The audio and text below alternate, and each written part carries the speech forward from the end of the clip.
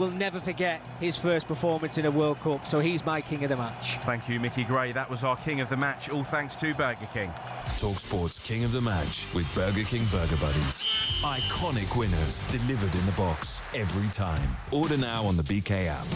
Well, what a morning of football we've had on talkSPORT. Australia 2, Turkey 0. As you hear the strainings of AC/DC Thunderstruck over there in Canada. Before that, Haiti 0, Scotland 1, Steve Clarke's side off to an absolute flyer points-wise, if not performance-wise in Boston. And if you want some extended reaction to that, do check out the talkSPORT Daily podcast on the way, wherever you normally get your podcasts. Tony Cascarino and Max Scott are on the way with Weekend Breakfast. Keep it talkSPORT.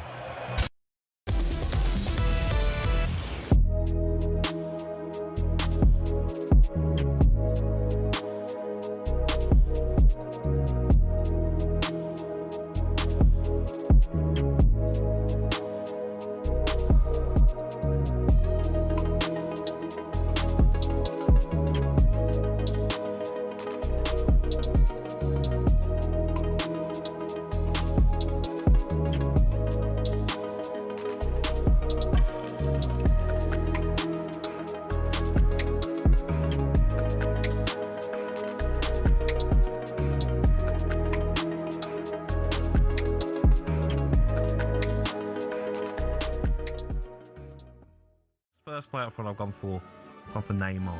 No, mate, honestly. What do you mean? Don't start. I'm giving Neymar a free roll as well. Mate, Neymar, the most overrated footballer of his generation. I'm not having it. Conde, don't. No, I'm not having it. Don't, no, mate. I'm a big Neymar. No, he doesn't overrated. He does. The most overrated footballer of his generation. Oh my God. At Barca. No, not having him. Not having him. Not having him. Nope, not having it. Nope. That's the music stopped. Conde, please, mate. No, not Neymar. Who's a better player? Neymar, Hazard. R9. Oh, give me Hazard every day of the week, mate. Mate, give me. Is it? No, don't get me on the Neymar train. Okay. R9's playing with him. R9's take Neymar out. But no, mate, come on. Neymar. Pace. No. Skill. No, he's got a heart the size of a. Yeah, but mate, he made you enjoy football watching him. No, that's a typical centre half. No, do you know? No, give me R9. Right, I'm not having Neymar. Not at any price. Neymar, Suarez, Messi. No, give me Hazard. Give me anyone. You don't want Neymar in your team, mate. What do you mean? You don't want Neymar in your team. What he won with Barca? What he won? Well, he's part of it, mate. He was outstanding. Come on. No. Here's a stat. When he left Barcelona, he never won a major honour again. And don't give me. He left Barca for the dough, didn't he? Obviously to PSG. Well, that goes down. It's a black market, mate. I know, but No. Conde, we've become very close, mate. No, I know, but we're going to fall out of a Neymar. Yeah, it could be, mate. No. Please, mate. No. Wow. No. No. Scrub him out. Let's break. Scrub. All right. He's out. Thiago's in. Thiago, you in from Brentford. Go on, mate. You're in. Show us what you got. One season wonder. Go on. I just can't have it, mate. Wow. No. Sorry, mate. Shock me, that has. No, the thing about Neymar is that obviously an unbelievable talent, but when you boil it down, what does he do for the team? It's no coincidence. Get past 3, 4, 5. And then players. what? And then what? And then put it. And then what? For someone. Well, he didn't do it in the Champions League final against Bayern Munich, did he? Yeah, but he did. 3 1v1s. What did he do? What did he do for Barca? What do you mean? What he did? He had Messi with him. He had Suarez with him. Yeah, but he'd done a lot, mate. No, entertaining. No. My sort of player as well, because he'd wind up the opposition, doing flicks and heel toeing it and flicking over their heads. Wow, couldn't. No. Yeah, I don't know, mate. We've got to fall out, haven't we? I don't know where we go from here.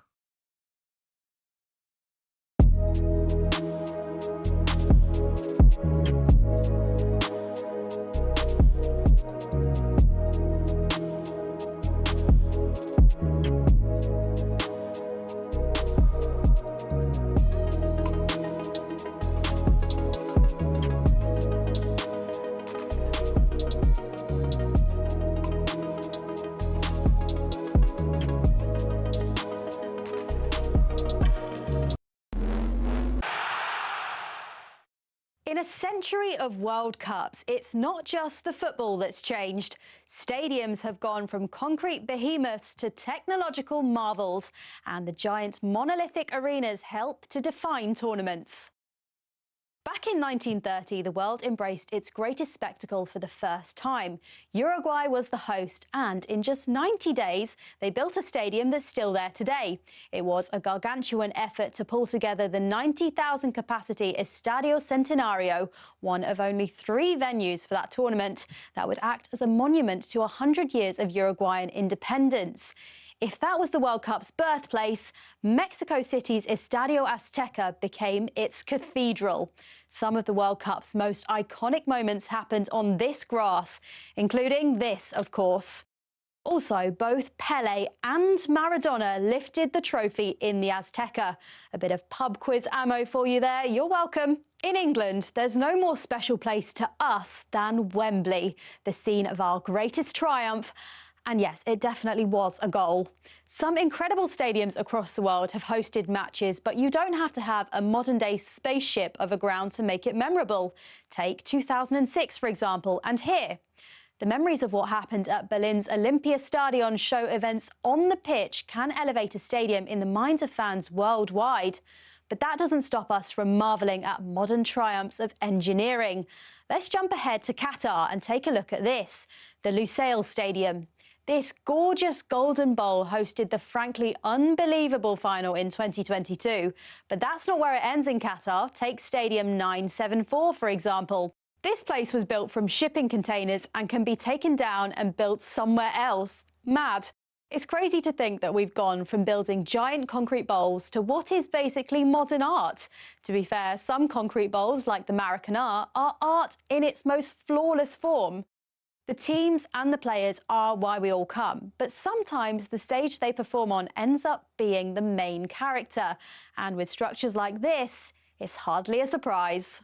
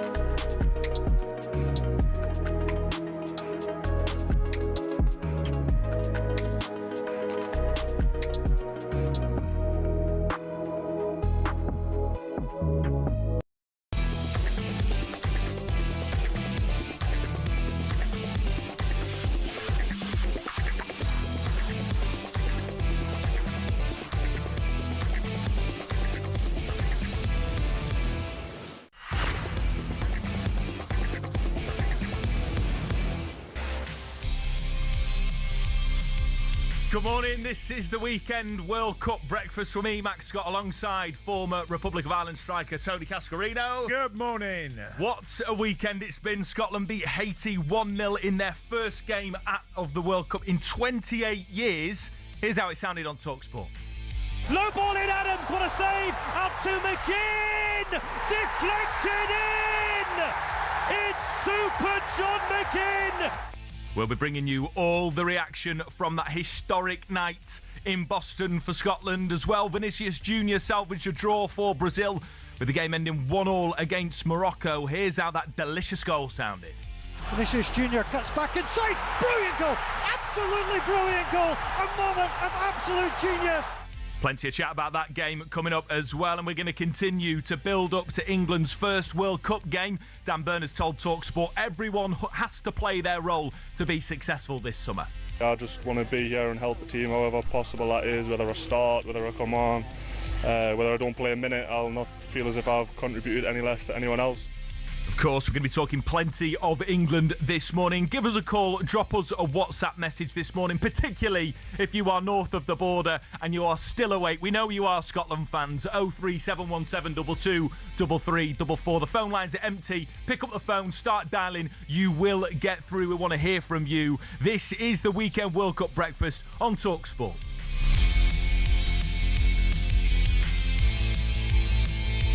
Morning, Cass. Morning, Max. I mean, we're well and truly into it now, aren't we? Sleep schedule's gone, routine out the window. World Cup fever in. Yes, I felt exactly the same when I was driving in this morning, Max, and I'm listening to Australia taking on Turkey in the first half. I'm listening to the boys on talkSPORT, and it does feel like you've got jet lag already, even though I'm not there. Do you know what I mean? I know. I don't know how we're going to be feeling in a few weeks' time when we're properly. No one feels sorry for us, though, Max. No, absolutely not. No, we're living a dream here talking about the World Cup. But look, let's start with that game in the early hours of this morning. The Tartan Army beat Haiti 1-0 with John McGinn scoring Scotland's first goal in a World Cup since Craig Burley in 1998. Here's how that sounded live on talkSPORT. Rise now and be a nation again. Let the drama unfold. Scotland's 9th World Cup campaign about to get off and underway. Back to McTominay off the post. Goalkeeper rooted to the spot. The source of it is Ben Gannon-Doak. Let's get the ball. Let's keep getting the ball down his throat. Gannon-Doak, couple of step overs. Low ball in Adams. What a save. Out to McGinn. Deflected in. It's Super John McGinn, Scotland's first goal at a World Cup for 28 years. That was brilliant. You know, they've earned that goal. Scotland looking at a first major tournament victory since Euro 96. There is a long way to go. Of course, whips in a dangerous cross. Piero! Header only just wide. What a chance. Oh, guys, I feel physically sick. The final whistle is blown! After 28 years, Scotland have returned to the World Cup with a win. I mean, Super John McGinn, what a season for him. European champion and now firing Scotland to their first World Cup win in 36 years. First World Cup goal in 28, only their 5th World Cup win. Amazing return for Scotland to the World Cup. And after the game, Steve Clarke was a very, very, very happy man. Supporters unbelievable at the end. I think the way the game panned out second half, we had something to hold on to. We defended really well. Could have been better with the ball. That's my only little downside. But listen, everyone told us it's a must-win game, and we've won it against a really difficult opponent. And I knew they would be difficult. So, a good night for the fans. And not too many big chances against us, although Haiti seemed to have a lot of the ball and putting a lot of the ball in the box. With 2 centre-backs outstanding, 2 full-backs. Defensively great. Probably could be a little bit better with the ball. Cass, a massive moment for Scotland in the context of their recent history, but also they're top of Group C. Yeah, at the moment, yeah, they are. And it's weird when I played with Steve Clarke at Chelsea, and it's always when I listen to him and I think of the Steve Clarke, the player that was at Chelsea, and he was always diplomacy with Steve. Never got too high, never got too low. Yeah.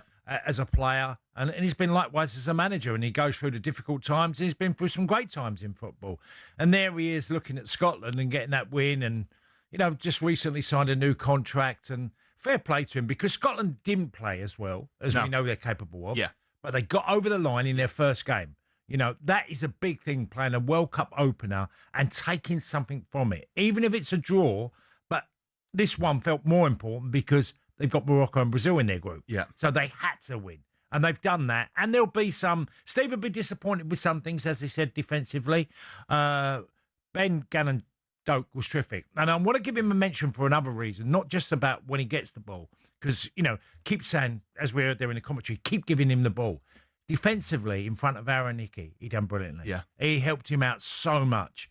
And that was a big thing for Scotland. That I said to you, they remind me so much of the Ireland team yesterday. And that's what I mean, with a work rate all around the pitch. And look, there were some players. McTominay didn't have one of his greatest games, but he's been a saviour like McGinn has for Scotland. But as a team, they are exactly that. Yeah, and I think you're absolutely right in saying the most important thing is they've got that duck off their back. They got the win.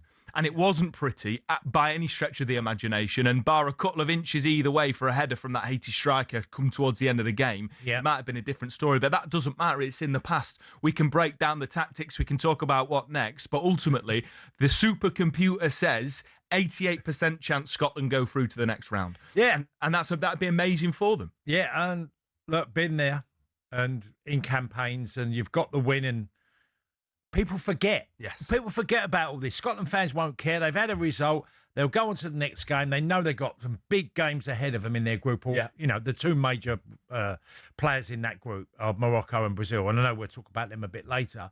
But that's job done. And Stevie will be delighted with that.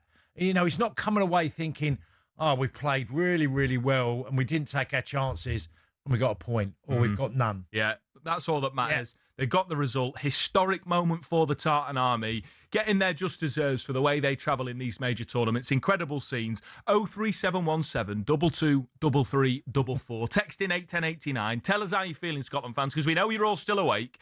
Up next, absolutely delighted to say we're going to be joined by Weekend Sports Breakfast's very own Scotland correspondent, Shabana Hearn.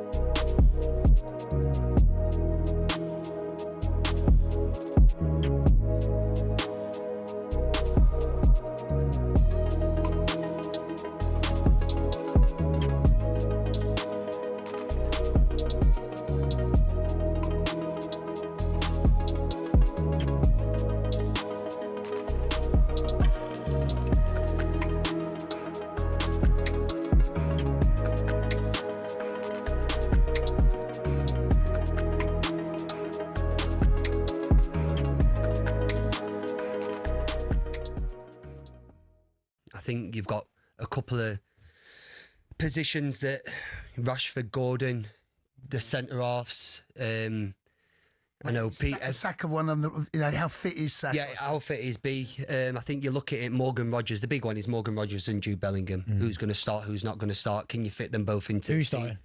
No, Benny, come on. For me, Morgan's had a fantastic couple of years at Aston Villa. Yeah. A fantastic couple of years. And to see what he's done for Man City when I played with him when he was coming up through the youth team to then go and do what he's done now, it's not shocked me, but it's a great step in the right direction to where he wants to be. But I think Jude's done it for season in, season out. Obviously, he's had a little bit of an injury season, we're going to say, but Jude's quality is still there. Let me ask you then, Charlie, because you've been in an outside perspective, because all the fans, obviously English fans, are going to say, we're going to win it. And after last night, we're definitely going to win it. After what you saw last night, I know you're going to say England are one of the favourites, but can you see England winning it, or do you still think there are other nations out there that look better? No, I do think there is other nations that have got a real good chance. I think I look at the Netherlands and I think they're probably a little bit of an outsider. But looking at the odds today, it's, you know, Brazil are probably, and Argentina, two South Americans. You'd expect a South American team to go there. I think it's a shootout for me between France and England. That's what I believe. I think that England have got a brilliant chance. Thomas has made the decision to go and leave these players, Foden, Palmer out, and he's made that decision. And I thought England were really good last night. I thought they'd go and let's say, for me, Stones plays because he can control the game for you in the heat. He's very good with the ball. Mark Gahey, very good with the ball. I just thought that partnership could really dovetail really well for England. And I think, and I've said it last couple of tournament, I think England are really, really strong and they've got a good opportunity of winning this. As a Scotsman, would I like to see it? Absolutely not. but for my son who was born in England, I would love to see for him the opportunity of England winning a major tournament.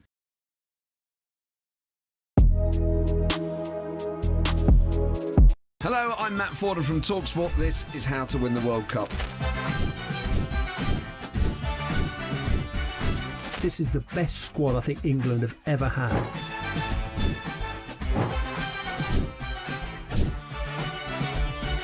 He used to love America, now he doesn't. It's very sad. It was so important to succeed because of all the pressure we received. Don't jump for this one, I'm going to knock his head off.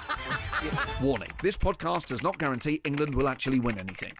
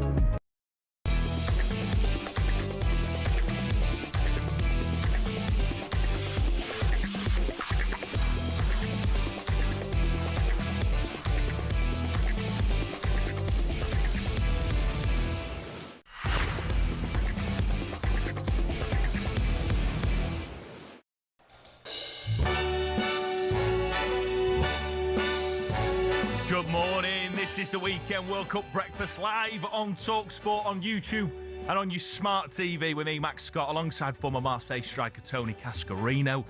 An absolute classic of a song coming out the break from the legend that is Frank Sinatra. We're playing this because the celebration's currently happening in New York, totally unrelated to the World Cup that we're involved in. One of the biggest historic basketball teams, the New York Knicks, have won their first NBA championship since 1973. You think that 22 years, Arsenal fans, you were waiting for is anything? Not a scratch on New York. And let me tell you, the celebrations are even more raucous than what we saw in North London. Probably one of the biggest we've ever seen in the US. You across the basketball cast? Not really. I had a bit of an interest when the Bulls were at their very best. Chicago Bulls. Yeah. Yeah, when it was Jordan, Scottie Pippen. You know, some great players in there. Well, keep your eyes peeled on social media, Cass, because the scenes going nuts. Even when they were just winning a couple of games in the finals, were absolutely mad. Yeah. I wouldn't want to be there. I'm not going to lie. No. Wouldn't want to be there. But fair play to the Knicks. Happy days. Right. Let's continue though. The Scotland hype after their first World Cup win in 36 years. We're getting straight into it. Delighted to say we're joined by the person whose seat I'm keeping warm. Weekend breakfast host, our Scotland correspondent out there in Boston, Shabana Hearn. Come on, Shebs, how are you feeling? Give us the vibe. Oh, good morning, guys. Shaban. I love the hat, Shaban. Thank you. This has been on my head for days, Cass. For days. I can't decide if it's a chef's hat or a tartan hat. Who cares anymore? We've got the Scottish ratatouille. I'll take it. I've been called a lot worse. Shaban, you need to have a word for your husband. Max has just showed me a photo of your husband in a Haiti kit. Full Haiti kit with shin pads and socks. Listen, don't believe everything that you see. That's an AI husband, okay? Because my husband doesn't have that shape in his legs. He doesn't have that definition, okay? That was the first giveaway. He's not as tragic as Jason Cundy getting a Haiti shirt, but he certainly wanted me home sooner.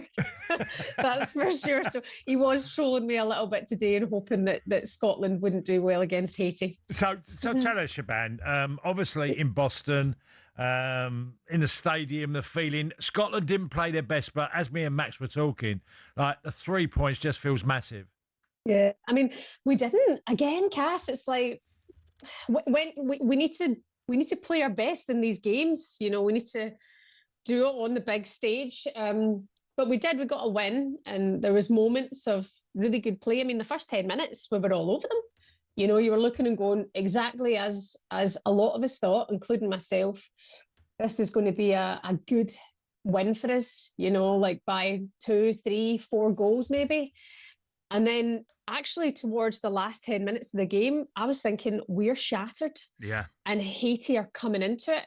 And it felt like in the stadium, the nerves came in and it felt like Haiti were going to nick one, to be honest, which would have been an absolute shame. But we held on, we got the 3 points. The win is the most important at the end of the day. I spoke to a number of the players leaving the stadium there and they said, you know, who cares? Who cares? We got a win and that is the main thing. And it's so mad to think Brazil and Morocco are in our group and we're top after the first game. Bit weird. Shaban, you've been sort of chief vibes woman for the whole nation in Scotland. Been absolutely loving your coverage. And I've got a text here and I can't believe this. This is from a Scotland fan saying, Scotland fan here, 3 points gets you through, 88% through on the supercomputer, but holding on versus Haiti for over an hour, rubbish. We will never progress under this dull conservative coach. Go and win a game. Well, you haven't left a name, but you did win the game. I can't believe that level of negativity, and I know that won't be representative, but can you counteract that with just telling us what the feeling was like from you? You were sat behind the goal in the middle of the Tartan Army. What's the feeling after the game?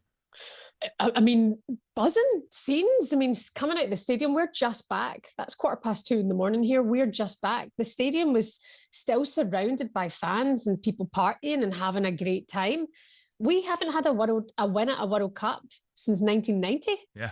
So we got a win. You know, that's the main thing. And yeah, it's difficult when you think you want it to be convincing. Everybody wants that. You know, of course we wanted it to be. I'll take the hat off. Look at Egypt now. I was going to swear there. You know, of course we wanted to be convincing. But Steve Clarke was smiling and actually made a really good point in that press conference afterwards. Like, it's all about expectations. And I asked him this yesterday, you know, he's got to manage the expectations of people like us and all of the fans who think we're going to win by 3 goals because Haiti haven't been there since, you know, in 50 years. And what he did say today is that we go into the game now against Morocco with less of an expectation on ourselves and less pressure. I think that'll really help you, deliver. I think that'll help you because, you know, lots of the expectation was that you go and win 3-4-0 like you did in some of those warm-up games, and the pressure was really on Scotland as the favourites in the game. And I think that you might really flourish against Morocco and a Brazil, because particularly Brazil, I know, look, they've got some world-class talent, but I thought they looked way off it for most of that game. Yes, they've got, you know, a Vinicius Junior who can win you a game in a moment, but we've just seen Australia put up an amazing defensive performance, nick 2 goals against Turkey. Now they're probably going to be going through as well, and I just think anything can happen in these World Cups, and actually that might favour you, the fact that you're going into these next couple of games as underdogs. Well, I mean, and you know, response to that text that's come in there, Max, it's very strange outlook. You know, you've got to have hope, and then they say it's the hope that kills you. But when you're here and you're in about it and in amongst it, and you see the fans and you've been watching the team for days and you've been having these press conferences with Steve Clarke and the players, you just get such a buzz. You know, you really start to feel the excitement, and maybe we do. And I know I did. I got ahead of myself. I really did. And then you're sitting there with 10 minutes to go thinking, Jesus, like, oh, please God, do not concede. But I forgot what I was going to say there. I've been up for about 40 hours. But Shaban, come on. It's all good. What's on the agenda for you tomorrow? Is it? I know it's going to bed now. What, you 2:30 in the morning in Boston? Yeah, so you'll be going to bed. What, have you got another long day in front of you? We travel back to Charlotte tomorrow, back to base camp. So the guys left the stadium tonight, on at the coach, and they'll get chartered out of here tonight and land back in Charlotte, get back to the base camp in the hotel there. So Sam and I will leave tomorrow morning. I think our taxi's picking us up at 8 o'clock, and we'll be back in Charlotte as well. But listen, we've had a World Cup win, guys, and we've got 88% chance now of getting out the group. It's absolutely brilliant. You're top of the group, Shaban. You're sitting pretty at the top. Do you know what I mean? Do you know what I mean? And you've got people texting with that negativity and that attitude. Yeah, well, what comes up must come down. That's the spirit, guys. Shaban, look, you know, you talk about the hope that kills you, and you've gone big the last sort of few days. You got to remember. This is what I did for Forest when we beat Villa in that first leg of the semi-final. I was outside the City Ground singing about Istanbul with thousands of fans, and I had to take my medicine. But this is what football's about. It's what the World Cup's about, Shaban. You know, they come very rarely if you're Scottish, and I think you've got to soak up the moment. And if you don't hope, then you're just going to be dour and miserable and not enjoy anything that's coming your way. Yeah, and what I've loved is that being around everybody who's been excited and really enjoying their trip, and you know, they've put everything into this. People putting their life savings into it. People just like putting 20 grand in a credit card and thinking we'll cross the bridge when we get home and we'll deal with the fallout later. You know, there's a lot of people doing that because it's so expensive to get here. It's expensive when you are here and to get tickets as well. I had this little fear that the stadium was going to be quite quiet because there was like 4,000 tickets went to Scotland fans in that lottery, and the amount of people we're speaking to in the town yesterday who didn't have a ticket to the game, they weren't going to travel over to Foxborough. It's a good hour, by the way, from Boston, so they weren't going to do that. And I was thinking, hold on a minute, it could look a wee bit quiet. It was absolutely jumping, and everyone had a great time. I love the Haiti fans as well. They have a real good party. They were partying on the way out of the stadium. I was like, newsflash, we just beat you. But again, we don't, our expectations, Max and Cass, are so different to that of England's. You know, England have this expectation to try and get to a quarter-final, a semi-final, or win the damn thing. We had an expectation just to try and get there. And then obviously our expectations ruined our happiness, hoping that it was going to be a 3-0 win. Like, we should not do that. No. Whereas, you know, now we go into this next game with less pressure on us because it's blooming Morocco, and maybe we'll play a little bit better. And if we could nick a point off of Brazil or Morocco, that'll feel like we've won the World Cup. So we'll just keep going that way. They're a really good side, Morocco. Yeah, they are. They really are. They look good. I thought they were unlucky not to win that game. But look, Shaban, we've got to let you go. It's been amazing to have you on. Thanks so much for joining us, and keep up the amazing work, sort of bringing us all the colour and the feeling and the passion from the Scotland camp. Listen, it's a treat to be involved in it, guys, and it's good to hear you, and I'll speak to you again in the week, okay? Yeah, see you, Shaban. Speak very soon. Guys. That is our very own Shabana Hearn at 2:30 a.m. What a shift, by the way, she's been putting in. Coming up, though, we're going to take a short look away from the World Cup action, speak to a legend from the world of rugby. You're listening to the Weekend World Cup Breakfast here on talkSPORT.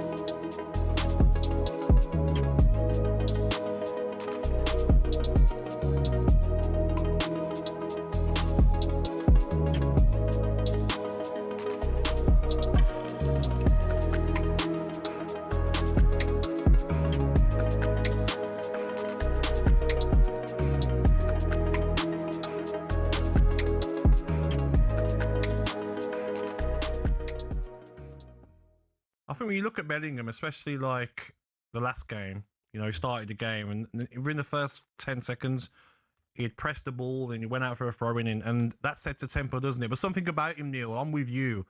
It's like he knows that this country should be winning World Cups, and he's got that bite about him when I watch him play. It's just the arrogance. I love the arrogance. I must tell you, when he was at Birmingham, I remember playing against him. I think he was 16 years. I had a good, tough lad in midfield, and I said, "Listen, you're playing against a kid tonight. Just sort him out. Just, you know, you normal thing. Get stuck in, and he'll not want to know."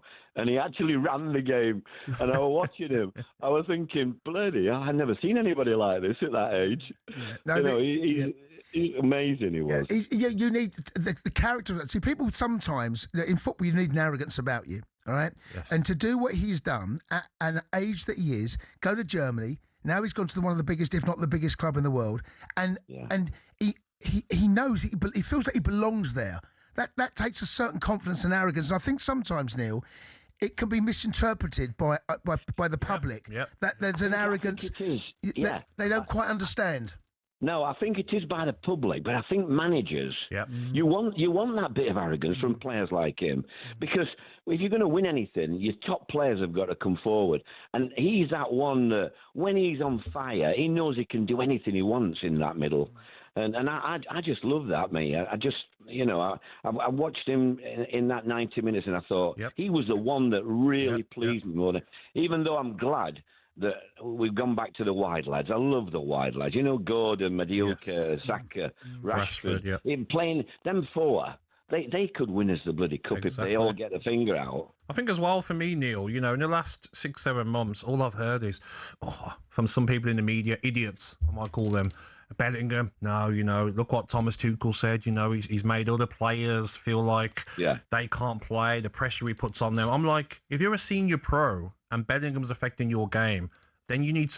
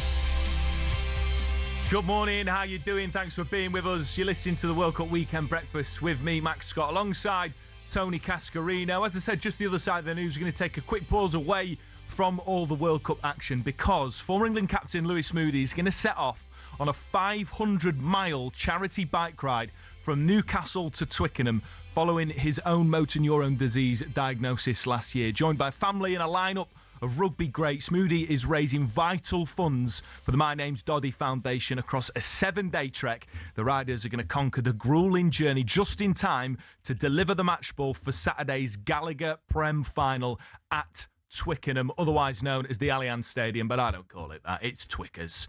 I'm hoping to be there myself, and I'm happy to say that we're joined by the 2003 Rugby World Cup winner now, Lewis Moody. Morning, Lewis. Thanks so much for being with us. Hi, Lewis. Hey, pleasure. I call it Twickenham as well, lads. Don't worry. Oh, Twickers, good. HQ. Yeah, HQ, that's it.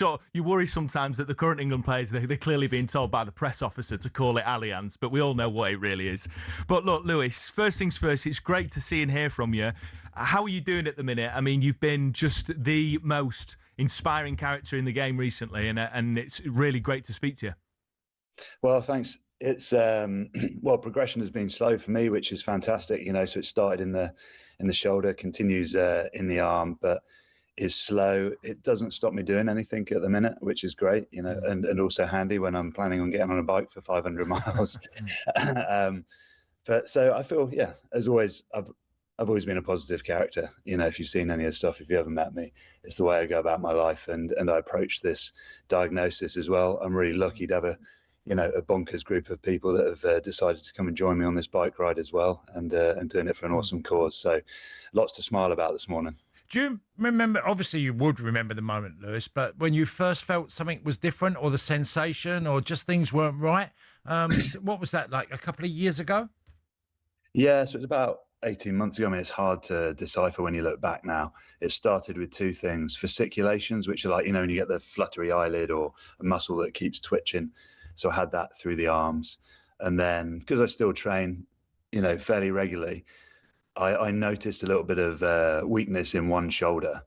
And I went to the physio. He gave me some sort of rehab stuff to get on with. That didn't make any difference. So it just started literally with a bit of shoulder weakness. And probably because I've been an athlete and trained my whole life, you notice the little changes in your body. So in that sense, I was quite lucky. I was also quite lucky in that the people I spoke to first, took rapid action. And so the sooner you find these things out, the more you can do. But, motor neurones disease is one of those, sadly, where there is no cure at the minute. There's a couple of new drugs. Well, there's one new drug on the scene, which is fantastic. There's one drug called Riluzole that's been around for 25 years, but has a minimal effect on symptoms. And the new drug Tofersen only impacts 2% of people living with MND. So there's still a lot to be done, which is why we're doing this bike ride, lads, to raise as much money as possible, try and make a difference to this, to this MND space. Lewis, the rugby community has been incredible as a whole in terms of raising money, particularly around Doddy's Foundation and Doddy Weir. And, whether it's Rob Burrows and Kevin Sinfield, yourself, and there seems to be a genuine optimism amongst people that are sort of working in that space and working for that cause, that there is going to be sort of major breakthroughs in the future. Is that sort of, am I right in saying that? Yeah, you nailed it. I mean, I was with my specialist the other day, and he's one of the leading, Martin Turner, one of the leading specialists in the country, works out of Oxford, and he talks, he quietly talks about hope and being in a hopeful space, because of the investment, because of the huge work that Doddy did, the energy that he brought to the space, the character that he was. The way that he went about it was feisty, was energetic, and he wanted to make change, and he wanted to see it now. This disease is fast acting. for 50% of people with it. So the quicker things can change, the better. But yeah, it is. The rugby community is a wonderful place, but the MND community is global. It's not just constrained to the rugby world. I feel privileged to be in this rugby space and have the support of all those individuals. When you see the likes of Kevin Sinfield going off and doing, gazillion ultra marathons in a day, you can't fail to be inspired. Tough competition there, Lewis. Yeah, I'm not doing that, lads, by the way. Can I ask you, Lewis, because look, the obvious thing is money, people donating and helping. Is there other ways that you could, open up to us about where help can be used apart from money? Well, I suppose absolutely. The support, knowledge, information, philanthropy. There's a million and one ways to support. Get out and show your support to the lads on the ride. Whether it's just clapping, encouragement. Bringing some positive energy to this space. But that awareness. But I have to be honest.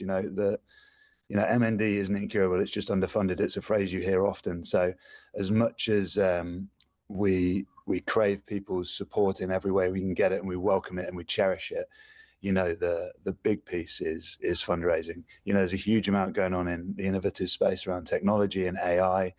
So there's lots of exciting stuff happening, and there isn't, it's not just the fundraising, but to be able to make all the changes we want and use those spaces, then the fundraising is a big part. And, for us, obviously, if you're keen and you're interested, you might see a little van driving around Newcastle to Ripon today with a QR code on the back of it.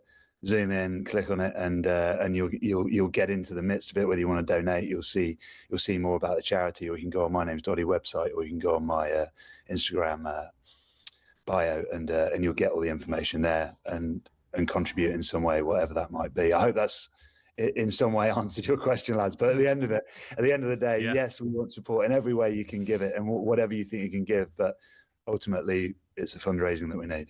Lewis, just quickly, can you tell us a little bit more about this journey? I can see the Doddy tartan that you've got on what I presume is your cycling spandex. I noticed it because I've had the bandana before. I think in the early stages when they were doing sort of running challenges during COVID.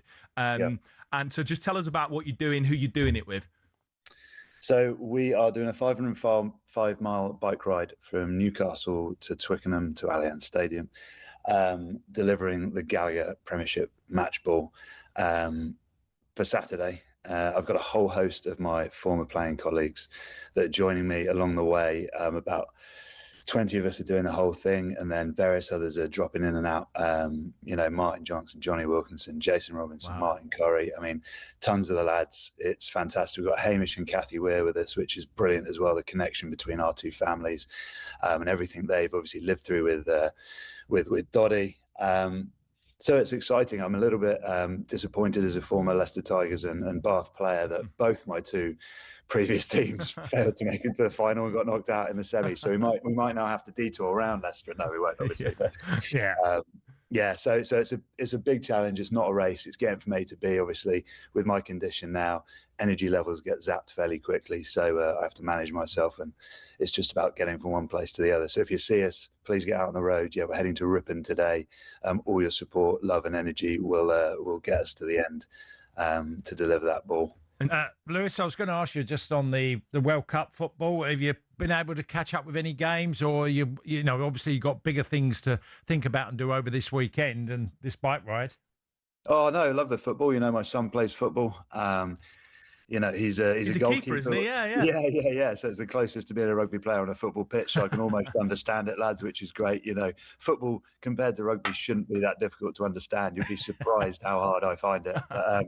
But no, I've enjoyed it. I think we've got something set up to catch the England game this week when we arrive as well. But a few of the Scottish elements of our party, Kenny Logan and the Weirs, were talking about staying up till 2 a.m, I think it was, when the Scotland game kicked off. I have no idea. I've seen them all this morning. I haven't asked them whether they stayed up or not. Yeah, well, we've just got it through breaking news, Lewis. They can't do the ride anymore because they've had too many bevs. No, hey, I love all sport, particularly the football, and a new vested interest because of my lads. So wish all the England team all the best. It's going to be an awesome tournament. Just quickly, Lewis, you brought rugby home in 2003. Can Thomas Tuchel and the boys do it in the football? Are you confident? Hey, I've played in 3 World Cups. I know how difficult it is to win one, and I've seen the rugby lads try and not quite get it over the line over the last decade or so. And the same with England. They've come close, haven't they? Certainly under Southgate, I've really enjoyed the progress that they've made, but I know how difficult it is to win a World Cup, especially with the number of teams that are in this tournament. So that's a really, really terrible answer to your question. I've snapped perfectly on the.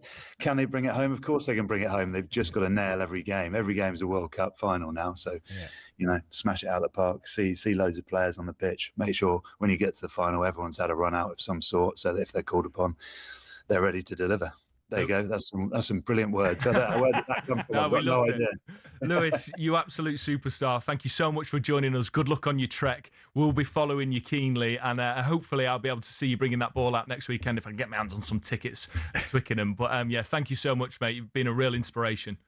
Pleasure, lads. Cheers, Lewis. All the best. Take care. Bye, that is Rugby World Cup winning former England captain Lewis Moody on an amazing trek, 500-mile charity bike ride from Newcastle to Twickenham, all in aid of the Doddy Foundation, raising money for motor neurons. Incredible stuff. Yeah, incredible. And what a great talker. Yeah. Brilliant. Listen, and, I had a family member that had exactly the same diagnosis as Lewis. And look, it's tough on people around him. But listen to the way he talks. Brilliant. Absolutely brilliant. Inspirational. A real reminder. Sends shivers down my spine having someone like that with such sort of sporting gravitas and then being hit with that. The way that he's responding and the challenge that he's doing is absolutely next level. So brilliant guest, and we'll be following him keenly. Up next, we're going to be joined by an Asian football expert to react and preview the action across this tournament. You're listening to the Weekend World Cup Breakfast on talkSPORT.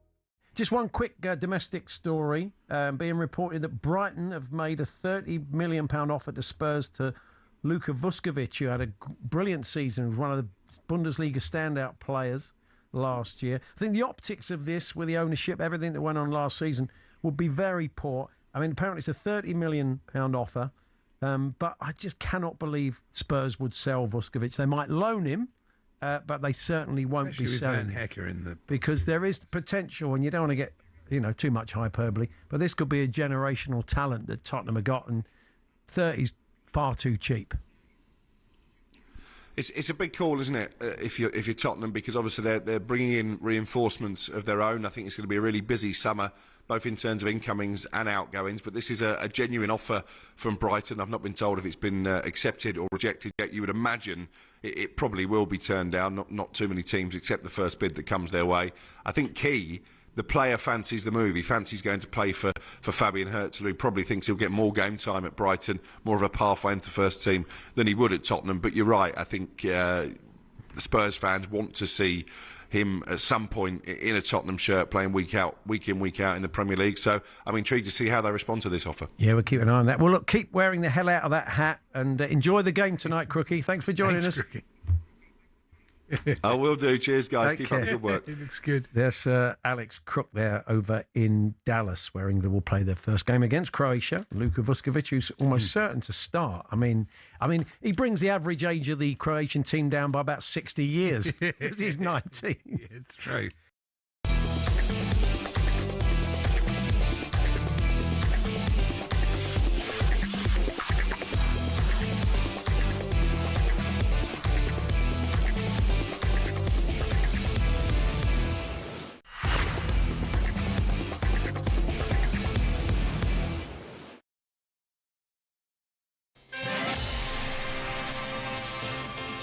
Yeah, good morning. How are we? Thanks for being with us. You're listening to the World Cup Weekend Sports Breakfast.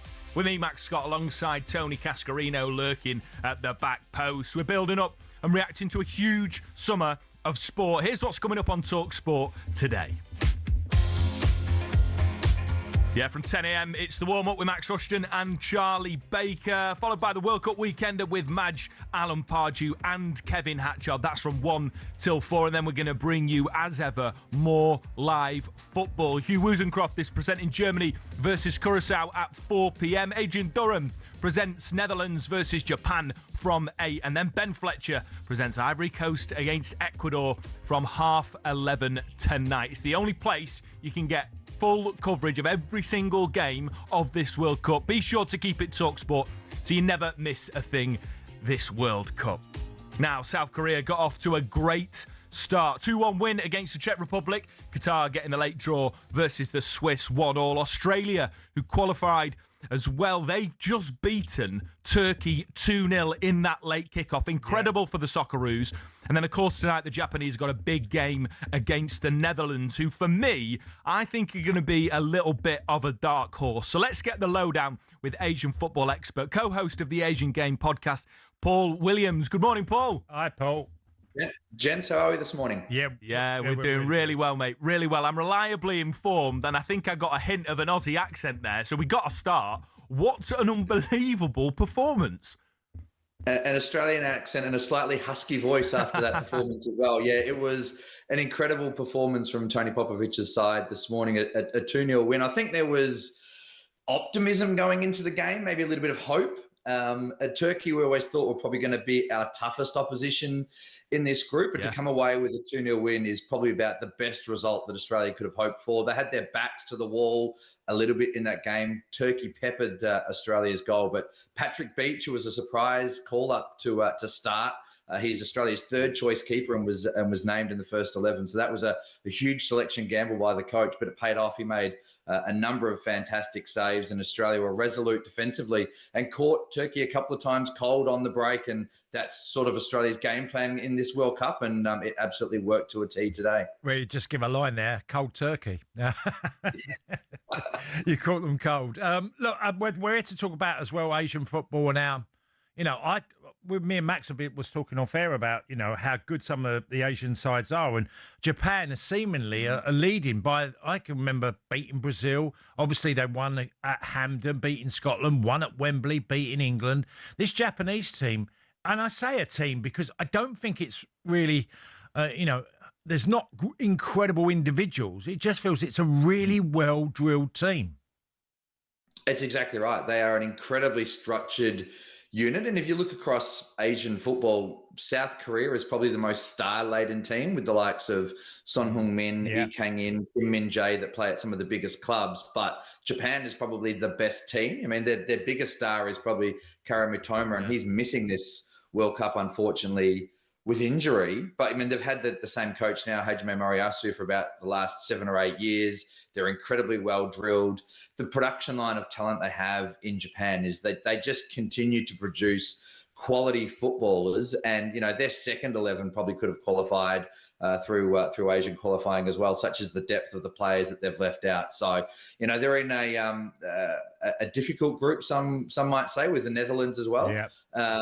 But, Asia's made a great start to this World Cup against European opposition, undefeated so far, as you said. South Korea against Czechia. You had Qatar against Switzerland this morning. Now Australia against Turkey. Let's see, and hopefully Japan can continue that against the Netherlands in the early hours of my time Australian tomorrow morning.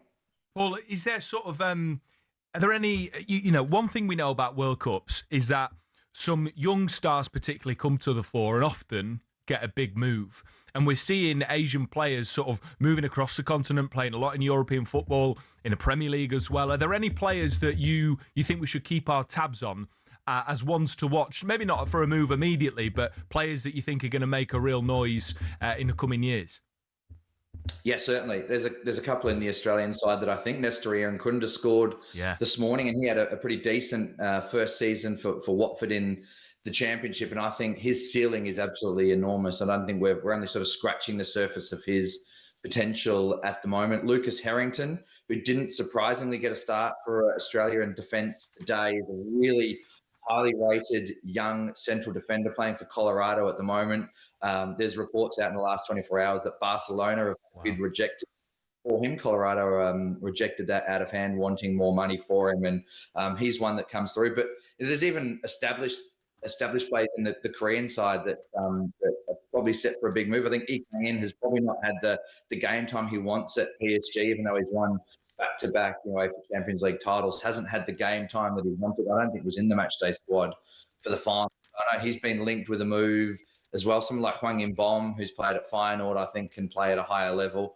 There's players right across the board. Moussa El Tamari, the Jordanian, who's on the book of Rennes in France. There's any number of players that this World Cup could provide the platform for them to get their move abroad, and hopefully that can be good things for Asian football going forward. Which Asian team, Paul, are you backing to sort of go the furthest in this tournament? Well, I think Japan is definitely the strongest. I think the only thing that could come unstuck for Japan, as we've seen in the past, is sort of their mentality, a little bit the psychological aspect. On paper, if the results go as we expect, they're probably going to face Brazil or Morocco in the round of 32, and that's a really difficult opponent for them. They beat Brazil in a friendly last year, so it's not outside the realms of possibility that they could win a game like that. But there are certainly going to be teams that get a far friendlier draw in the round of 32. So that could be perhaps where Japan come unstuck. But if they could get past something like that, then certainly Japan have got the talent to go all the way to quarterfinals, semifinals. So that'd certainly be my tip. But a team like Korea, if they can get on a roll, can certainly do some damage. And Australia as well. I mean, a little bit biased being Australian as well, but I think this is a young, exciting group of Australian players that aren't encumbered by history. They're not scared by any opposition. And I think depending on the result you get for the round of 32 and the crossover and who you could get, that's going to make a big difference. And we know that, third place teams going through just throws a spanner in the works as to who you might get. So there's any number of teams that could go on a deep run. Yeah, I'm looking forward to seeing how Australia get on for sure. I mean, I do a show with an American guy, Master Tesfatsian, for talkSPORT, and he's already just totally confident America are going to cruise this group. And the way that Australia defended, they're going to make it incredibly tough for anybody. Look, what we've seen, and I find this group, this Japan, Netherlands, Sweden, Tunisia, I think it's the group of death. Yeah, I think that's the one. Group. It's a really hard call, and like we're just hearing from Paul, I think Japan are the ones that could lead it. Yeah, I think it's all to play for in that group for sure. Paul, thank you so much for joining us. Absolutely, really helpful to get a bit of an insight into side of the continent I know very little about, I'll be honest. No, pleasure. Thanks for having me. Brilliant stuff. Cheers, Paul. That's Paul Williams from the Asian Game podcast, keeping us up to date on the Asian teams in this tournament, particularly after what an incredible win for Australia there. This is the Weekend World Cup Breakfast on talkSPORT. Up next, we're going to continue looking back at the Socceroos' shock win against Turkey.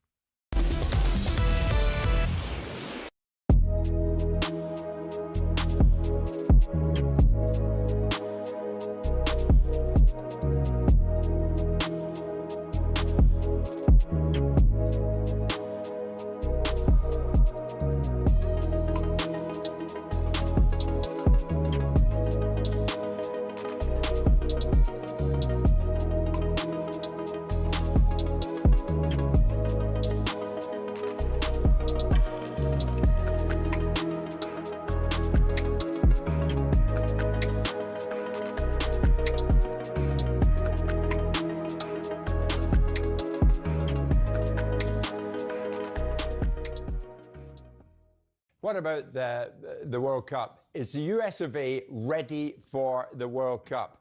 I went out with producer Luke and assistant producer Joe in the streets of Lower Manhattan yesterday, and we kind of gauged the feeling. You lot ready for this?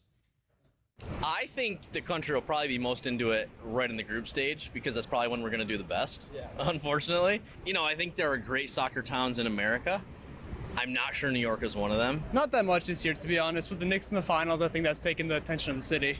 It doesn't sound like they're buying tickets, so, only so much. Yeah. They're not really buying into it. Did they not sell out the first game? Is that what I heard? I don't follow soccer that much, so no. And then as a person that lives here, it's going to be quite disruptive for us. So, but hey, should be a good event, hopefully. Yeah, I think it's at MetLife Stadium, so there's a lot of attraction there. The Giants play there, the Jets play there, so there's going to be a lot of people flying in from overseas to check out the games for sure. Yeah. So it's the biggest World Cup ever. Might it be the best World Cup ever? I hope so. Yeah. I mean, right now it's just Knicks, but we'll get to the World Cup when we get there. Gotta watch some. Gotta support everybody. Okay, and the USA are in it. Obviously, they're one of the host nations. But we ain't gonna win. No, who'll win it? More likely gonna be Spain. Yeah, probably. How's Birmingham, Alabama? Hot, mosquitoes, a lot of loud talking people. Birmingham, Alabama. Wow, as the song goes, That's where you can say howdy, y'all. Howdy, y'all. I'll remember that next time when I'm down in that part of the world. Thomas Tuchel's busy trying to bring glory back to England for the first time since '66.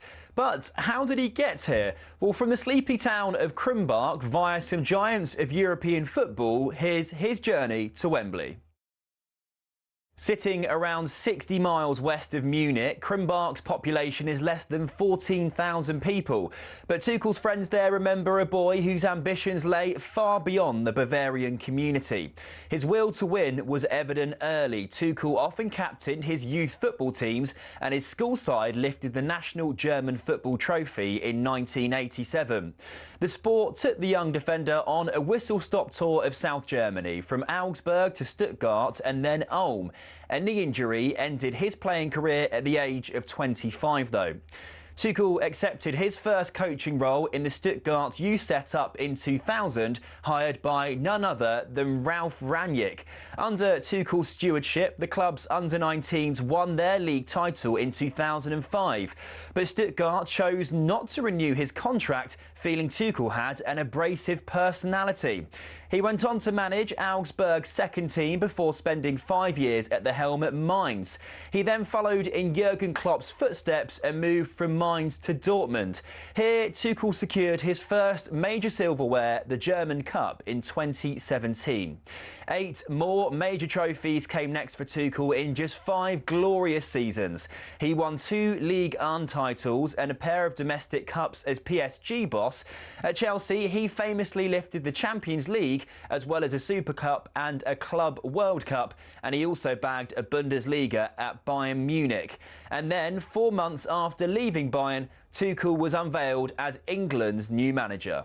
I always wanted to come back to England. That was my big goal. I have the best memories of the country, of the league and of the players. The attitude towards the game, the attitudes from the supporters. Well, here's hoping Tuchel can finally drag England over the line at a major tournament.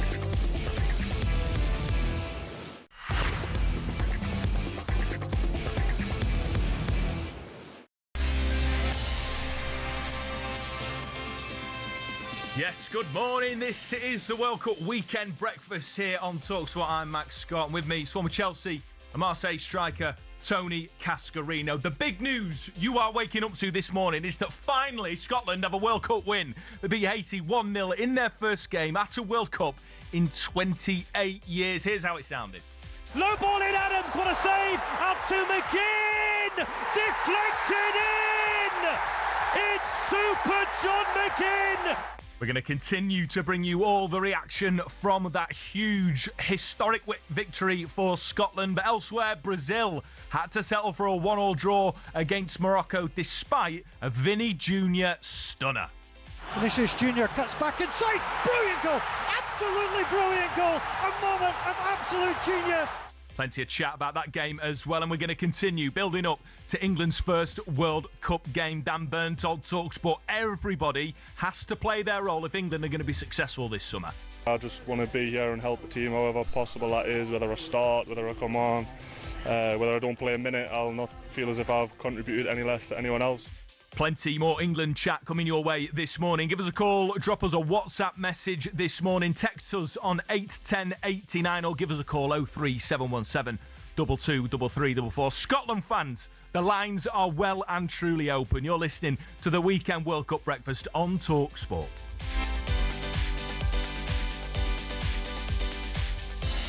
Okay, some breaking news in the world of Scottish football concerning Rangers fans. Hearts boss Derek McInnes has agreed a deal in principle to become Rangers' new manager. The now former Rangers boss Danny Röhl has agreed a deal to join RB Leipzig in the Bundesliga. McInnes, of course, coming off that almost historic season with Hearts, who were just one game away from winning the SBL.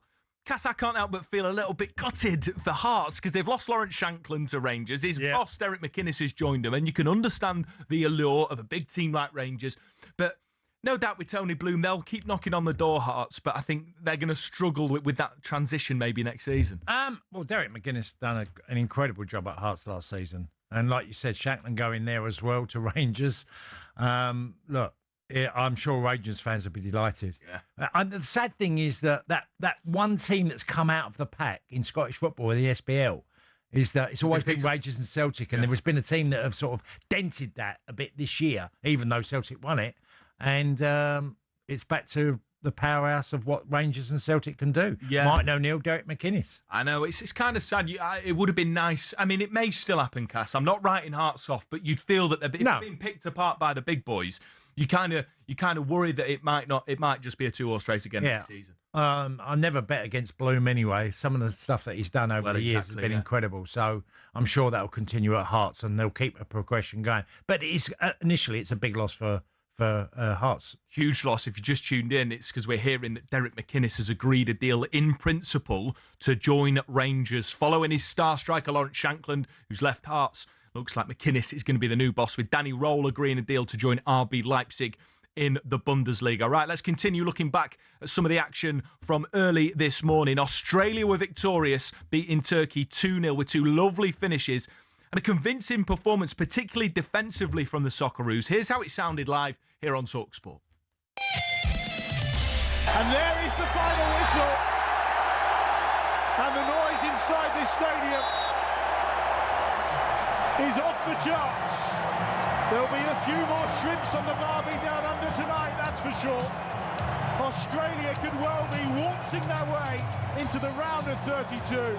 A comprehensive 2-0 victory over Turkey. And what a stunning performance. The shock of the night came when Matt Ryan wasn't in goal for the Socceroos.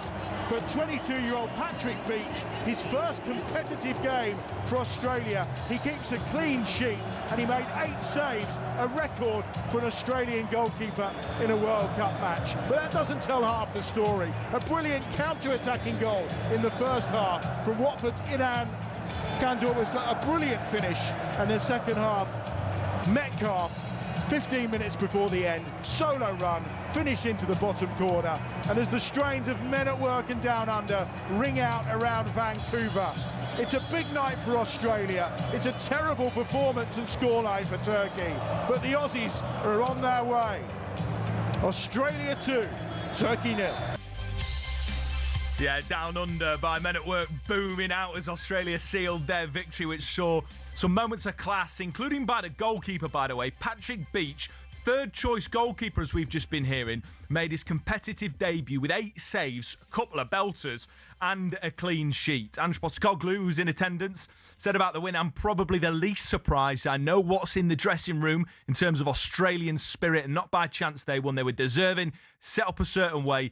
They were deserving and disciplined." Well, we've just been raving about Patrick Beach's performance in between the sticks. Joining us now for more reaction is former Australian and Manchester United keeper Mark Bosnich. How you doing, Mark? Hi, Mark. Good morning, gentlemen. Good morning, Cass. How are you? Yeah, Mark, I got to ask you, because obviously I thought Harry Suter was incredible as well, by the way, for Australia. Yeah, he was. But the lad Patrick Beach, you're a keeper, Mark. Tell us, because he made some really vital saves for him, didn't he? Oh, he was absolutely outstanding. And you're right as well. I mean, before the game, all the talk was, Matt Ryan, because there was no controversy beforehand. Sometimes before a big tournament or a big game, there may be a bit of controversy. Is so-and-so going to start? Is so-and-so going to... That was not in the conversation whatsoever. So, of course, when he was left out and it was become evident he wasn't injured or anything, a lot of people, were texting each other and I was ringing around saying, is there a problem, whatever. So you have to hand it to Tony Popovich, Patrick Beach, and also the assistant coach's son, Paul Ocon-Angsler Jr., who I played with his father when he was his father was like one of the great players of his generation anywhere. Big surprises, but who dares wins. They came out on tops, and Patrick Beach, he made some phenomenal saves. That save in the first half, when he saved it onto the post from that long distance shot, the name eludes me, who shot it from Turkey, was really an outstanding save, and he just grew. And you mentioned Harry Suter, the rest of the team as well. Irakunda deserves a special mention, obviously, for his goal. But the work rate, they're very, very fit. They've been there the longest out of all the teams for preparation. And they are super, super fit. Tony Popovich likes to set his teams up in those type of ways. Cass, as we know, you can control the games in 2 ways, by possession or defensively. Well, Tony Popovich likes the latter. And he got that absolutely spot on today. And with the 8 best third-place teams going through after today, they shouldn't need too much to go through. But they just got to be a little bit wary. They should enjoy it, but just be a little bit wary, because they are a young side and they just don't want to get too carried away. So they're coming up against the hosts. And as we saw against Paraguay yesterday, our time, they look the business as well. Mark, we were just talking to your fellow Aussie, Paul Williams, who's an Asian football expert, who was sort of kind of describing the spirit in this Australian team. As you mentioned, very young. Perhaps that can work in their favour, not necessarily too phased by previous bad experiences. Yeah. And I think you saw that in this sort of level of intensity that they defended. And you've got to think particularly, I mean, it might be a different story if you go behind in a game, but you can really lock up sides. You got the States coming up, for example. They're going to be up for it. But if you can nick a goal, I mean, it's all to play for you in this group. Absolutely spot on with what you just said. It will be interesting to see if they do happen to concede a goal and they have to come out. That has happened in some previous friendly games that we've seen just recently. One last week against Switzerland, where they played in a very similar way.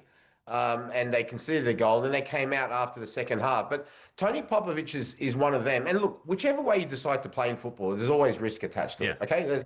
That's what makes it such a wonderful game. And the way he plays, there's probably a little bit more risk, obviously, if you do concede. That's to understand. But the one thing that I was really impressed by is that it's one thing to have a bunker defence. It's another thing, but when you eventually win the ball back, to still provide a threat to the opposition. Because as an opposition, I just want you to basically be a defense versus attack. I don't want to have to worry about defending. But when you've got people like Nestor Irakunda, when you've got people like Mo Toure, who are speedsters, breaking at you every time you lose the ball, it can put a different light on things. And that's what happened. And Turkey got very, very frustrated. Next week will be a different game altogether, like we said. And we saw how rampant United States was, and so there's no doubt about that. But like I said, with the 8 best third-place teams going through, I'm not so sure. I mean, I've been trying to do the maths the best I possibly can before the tournament. I'm thinking 3 to 4, possibly 5 points. I think definitely 4 points should pretty much guarantee you a spot, as long as you don't concede too many goals in those knockout stages. And the way that he plays, now Tony Popovich, with the exception of Ange Postecoglou, who won an international tournament as a manager with Spurs, the UEFA Cup, Tony Popovich over 10 years ago won the equivalent to the Champions League in Asia, playing this exact same way. So he's had that experience before, and more importantly, he's had success with it. Yeah. Mark, I've got to ask you, you've got to have a word with your music makers out in Australia, because you've got to go beyond Men at Work somewhere, a new song somewhere. All we hear is from the down under. Cass, you don't think for 1 second that I've been back here now since 2008. I've been trying with that and so many other things, but you know what it's like? They're like, listen, this is our legendary. And I said, look, listen, I'm not saying nothing against that, but there comes a time when you've got to move on. I know. Bearing in mind the man who wrote the song is Scottish, he's not even Australian. I just laugh because every time it's like, whatever part of the world, it gets played the same song. I think Australians must get sick of just that only song. Don't worry about it. The majority do. But time is coming for a change. Revolution is upon us. Mark, I've just got to quickly ask you, on your old club, Manchester United, we understand here at talkSPORT that they've pulled out of the race of signing Elliot Anderson from my beloved Nottingham Forest. Forest looking for a British record transfer fee for him. I, of course, think that he's worth every single penny. Do you think that's a good choice by United to sort of pull out for that? Or do you think obviously it's a steep price, or do you think it sort of demonstrates maybe a lack of ambition from the club? Well, I'm going to do something that I very rarely do, but I've been so impressed by your questions and the fact that you gave away that you're a Forest fan. I'm going to turn this back onto you. What do you think? Oh, he's worth. Yeah, I think he's absolutely worth a British record transfer fee, and I say that hand on heart, mate. And I think after the World Cup, if anything, the price will go up. Yeah. So I'm a little bit disappointed, but I can understand as well. There's only so far you can go with players, and I think it's good that a club that's been seen, I would say, as a bit of a soft touch by clubs, agents, players over quite some time. Sort of just finding their way back in terms of saying we're going to draw a line somewhere. Yeah. But so far as I'm concerned, and like I said, I understand totally why you want to keep him, but I would like to get players of that type of caliber before a World Cup. I can only see his price increasing during this World Cup. Yeah, no. I mean, thankfully for Forest, I think that's going to be the case. What I'm desperate for is for him to still be a Forest player when, not if, England win the World Cup. Mate, it's been an absolute pleasure having you on. Thanks so much for joining us and bringing us the vibes from down under. Cheers, Mark. Anytime, guys. Anytime. Brilliant stuff. That's Mark Bosnich, former Manchester United and Australia goalkeeper, reacting to a huge 2-0 win over Turkey. You're listening to the Weekend World Cup Breakfast on talkSPORT. Just a reminder of that news that we're hearing, that Derek McInnes is on his way. Agreed a deal in principle to leave Hearts, join Rangers. This after Danny Roller's agreed a deal in principle to join RB Salzburg, not Leipzig. You're listening to the World Cup Weekend Breakfast on talkSPORT.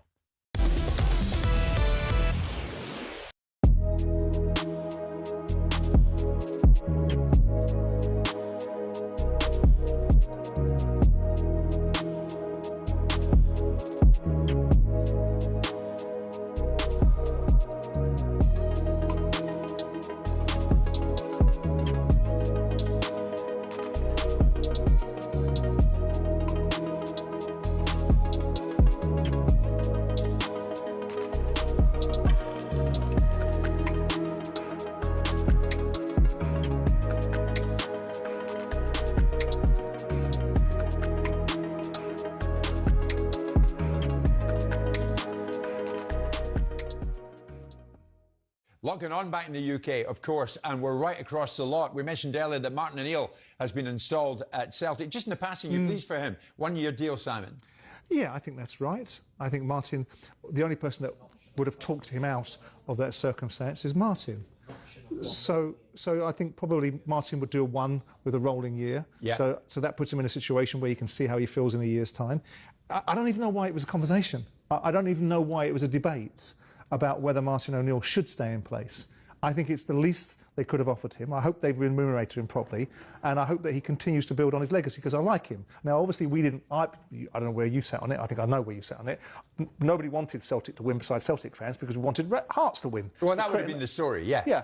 But the Celtic story was a great one, too. Martin did his job. Yeah. I mean, he did his job. He went in there and he galvanised Celtic. And so the discussion about whether Martin O'Neill should be given a new contract perplexed me. Besides the fact he kept on telling on how bloody knackered he was. Actually, Brad Friedel's with us, as he will be here in New York. Brad, whatever happened to Wilfred Nancy? Do we know? He came back here with his tail between his legs, having been a major flop in his short time in charge at Celtic. I'll tell you, very similar. I came over here and I was the head coach of New England Revolution.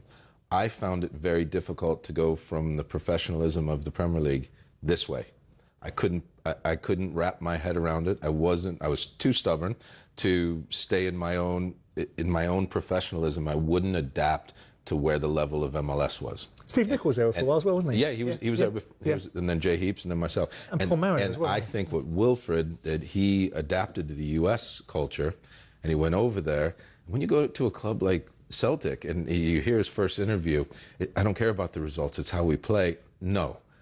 Results matter, and the fans will actually put up with you playing poorly if you're winning the matches for a certain amount of time. So I think he found that change going to that type of club very, very difficult. Yeah. With Martin, I played for Martin for 2 years at Villa. He's the boss. He knows what he's doing. When I first got there, it was the first time I had met him and knew him other than playing against him. Hello, I'm Matt Forden from talkSPORT. This is How to Win the World Cup. This is the best squad I think England have ever had.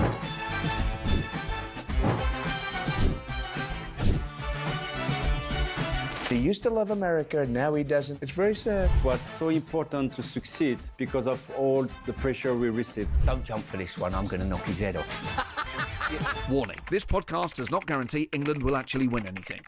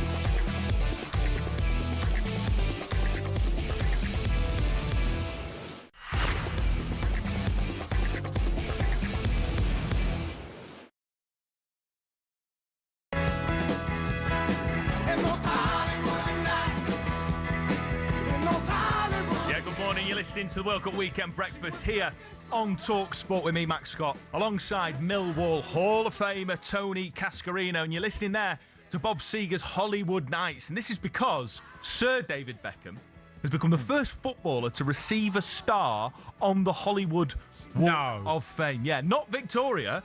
No. Whose Spice Girls movie was crazy. I remember having that on VHS, by the way. By the way, is there any bad news ever for David? Like, he always gets He's flying. And look, he deserves a lot what he's achieved in his career. One of England's top exports, isn't he? To get the old, is it just a star? Just a star, recognising a career that saw him transcend the world of professional football to become a figure in fashion, lifestyle and popular culture. Yeah. I mean, it's not wrong, is he? No.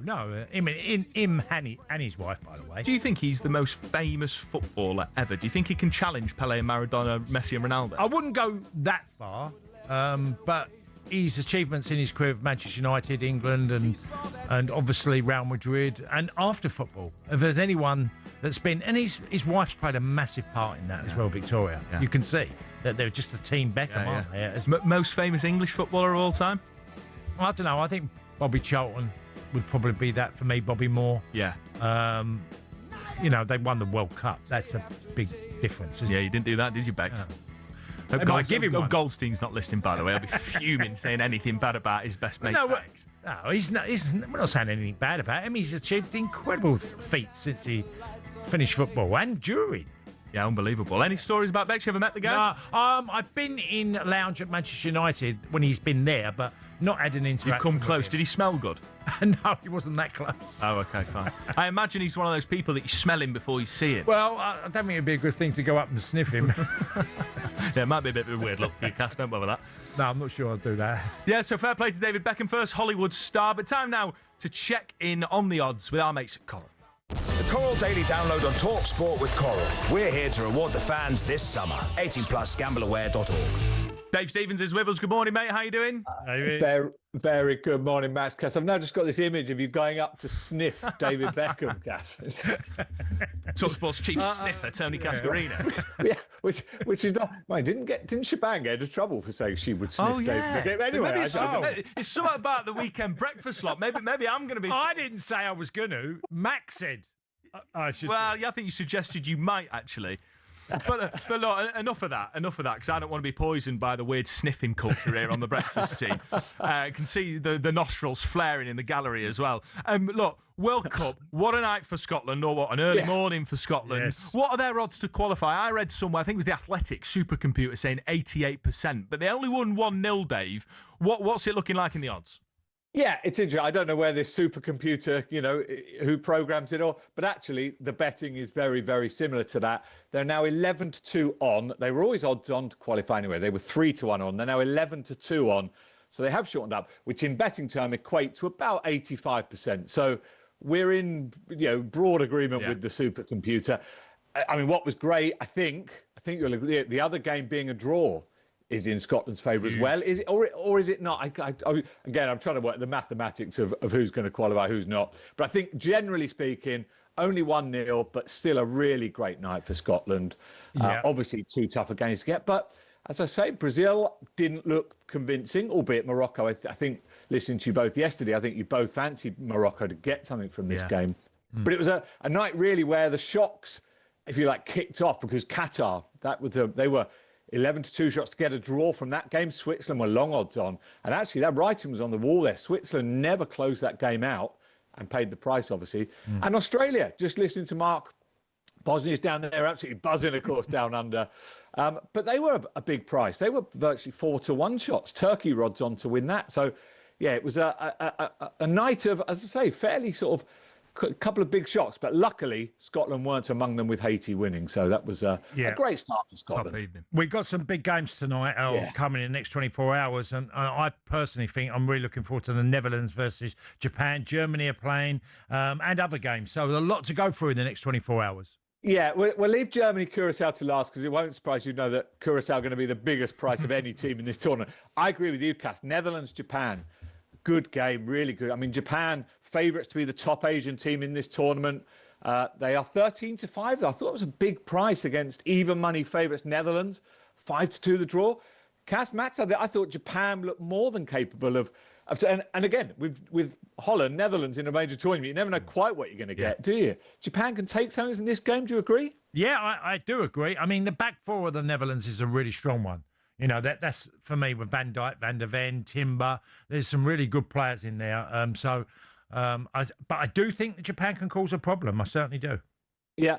Ecuador, talk about good defenders. Ecuador, of course, with Arsenal and PSG defenders at the heart of their defence. They're a really good side. They're 6-4 favourites to beat 9-4 shots. Ivory Coast 15-8 the draw. So again, the betting suggests that should be close. And even Sweden, Tunisia. Sweden just a shade of odds on 10-11. 3-1 shots, Tunisia, 12-5 the draw. So three tight-looking games. But I mentioned, obviously, Germany, Curacao. Curacao, 40-1 shots to cause what would be the biggest upset ever in World Cup history. 14-1 the draw, 18-1 on Germany. I don't know, Cass, would you have a punt at 3-0, 11-2, 4-0, 11-2? Or is it not going to be that straightforward for the Germans? I think, of course, we all think they're going to win. I wouldn't go so. I'm not sure about their centre-forward position, because it probably will be Havertz, but it's how it works with Wirtz as well. I just look at Germany and just think they're nowhere near the German sides of years gone by. Yeah, well, don't they? They've got out of the group stage in the last two World Cups, have they? They've really struggled. They always used to be. It used to be the cliche when I was going, Germany, they'll just be there or thereabouts in a tournament. But that hasn't been the case recently, and that's reflected in that their outright betting. Of course, I mean they're 14-1 shots. Brazil, by the way, haven't changed at 9-1, but I thought they looked. I thought they looked a long way off. But listen, Argentina lost the first game 4 years ago, so I suppose we shouldn't judge too harshly on the first game. Dave, can I ask, because I hope talkSPORT bosses listen there. When I got this gig, right, to cover Shaban, which obviously is an amazing opportunity. I'm loving life here. I gave up a rather expensive ticket for the Barcelona Grand Prix this afternoon, much to the dismay of my partner, who's a massive motorsports fan. She's out there with a dad, stepmom, family, loving life in Barcelona in the sun. It's about 30 daggers. I'm here in the studio with Chief. He's sniffing me while I'm talking. So talk to me. Lewis Hamilton qualified second, which wasn't expected in qualifying 3. You've got George Russell sort of putting one back on pole against Kimi Antonelli. I think it's a really fascinating one. What are the odds on how this is going to play out? I agree totally. Just to even rub salt into your wounds, I think this could be a crack. I'm glad your other half went anyway. That's sort of thing my other half would do to if you don't want to come tough. Yeah, look, for Lewis Hamilton, let's start with Lewis. At his best qualifying performance since he's been at Ferrari, which in itself is quite incredible. But he's third favourite to go on and win the race now, 9-2. That's because George Russell, odds on 8-11 from pole, but Kimi Antonelli is 5-2 to beat his Mercedes teammate, and beat everyone to win this race. I feel like I'm a massive F1 fan, which clearly you are as well, Max. But I feel like it almost needs George Russell to win this. If Antonelli wins, that lead's getting bigger and bigger. So, yeah, and look, I always love to see Lewis do well as well. So it does look a 3-horse race. Oscar Piastri in there at 25-1. But listen, you may have missed a cracking Barcelona Grand Prix, but you get to sit next to him. No, I wouldn't change it, really. I wouldn't change it. And I think you're right about George Russell, by the way. I think he needs it for the championship. He said yesterday he's got his groove back.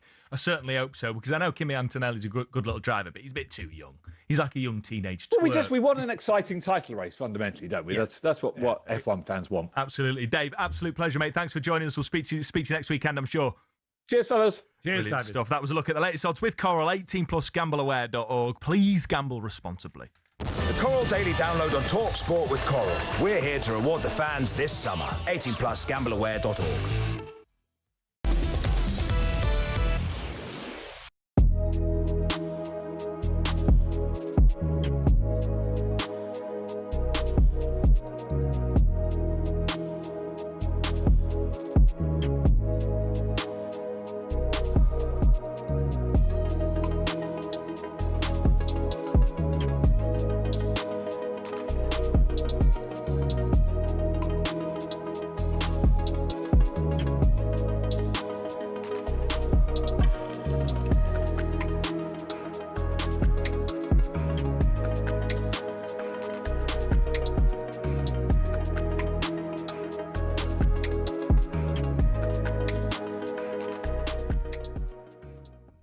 What is interesting there, I think, is that Bellingham is saying the group didn't connect as well as it could have done. Why is he saying that? As a deflection. Listen, every player knows where they stand. I'm going to give a story, but I'm not going to say the name of the player because that would be wrong. But I will say it was Martin O'Neill because he won't mind me saying this. Okay. You'll get enjoyment. There was a player who came into the Aston Villa changing room, and he was like, "I need to talk to the manager." And us as players were like, "Yeah, you got to go talk to him. You got to go talk to him," because we knew kind of how it was going to go. So he bursts in there and he knocks on the door and he's all bold and brave. And then Martin O'Neill goes, "What? How can I help you?" And he goes, "I need to know where I stand." He goes, "You haven't played for me and kicked the ball for me in 3 months. You know exactly where I stand. Now turn around and get out of my office." Players know where they stand. If you're starting, you know where you stand in the manager's eyes. Yeah. If you're a substitute, you know that the manager does like you, but maybe he thinks in formation or whatever, that's something else. If you're not playing, you know also exactly where you stand. The memo's clear. I mean, the interesting thing is that it's you get an insight into the psyche of a player, but the most important thing is the follow-up question to what he says. And there isn't the follow-up question. There's just a one-way transaction of we needed to feel loved, we needed to feel, in a certain way, and we didn't connect together, and perhaps we didn't celebrate wins as much as we should have done. Well, there's a real, that's the nature of the beast. That's the society that we live in. Sometimes things are taken for granted, and it's the criticism that comes more readily than the praise. But if you're a team, do you want to be in a big team that has expectations of you? Do you want to play for a big club like Real Madrid that has expectations of you? I would imagine he'd spend more time complaining about playing for Real Madrid and the expectations upon him as a Real Madrid player than he would playing for his country. Right. And the challenge to that sort of question should be, well, what is it you expect of a manager? What is it you expect of people that are supporting you? Because you are lauded and applauded and revered. Yes. I think it's to do with a lot of... you heard rumours coming out of that camp last in the Euros about who didn't want to do press conferences, who didn't want to come up for this, who didn't want to come up that. Harry Kane apparently had an issue about Jude Bellingham not doing enough public appearances and all that sort of stuff. That might be gossip, and some of that might be right. But that should not be an insulation.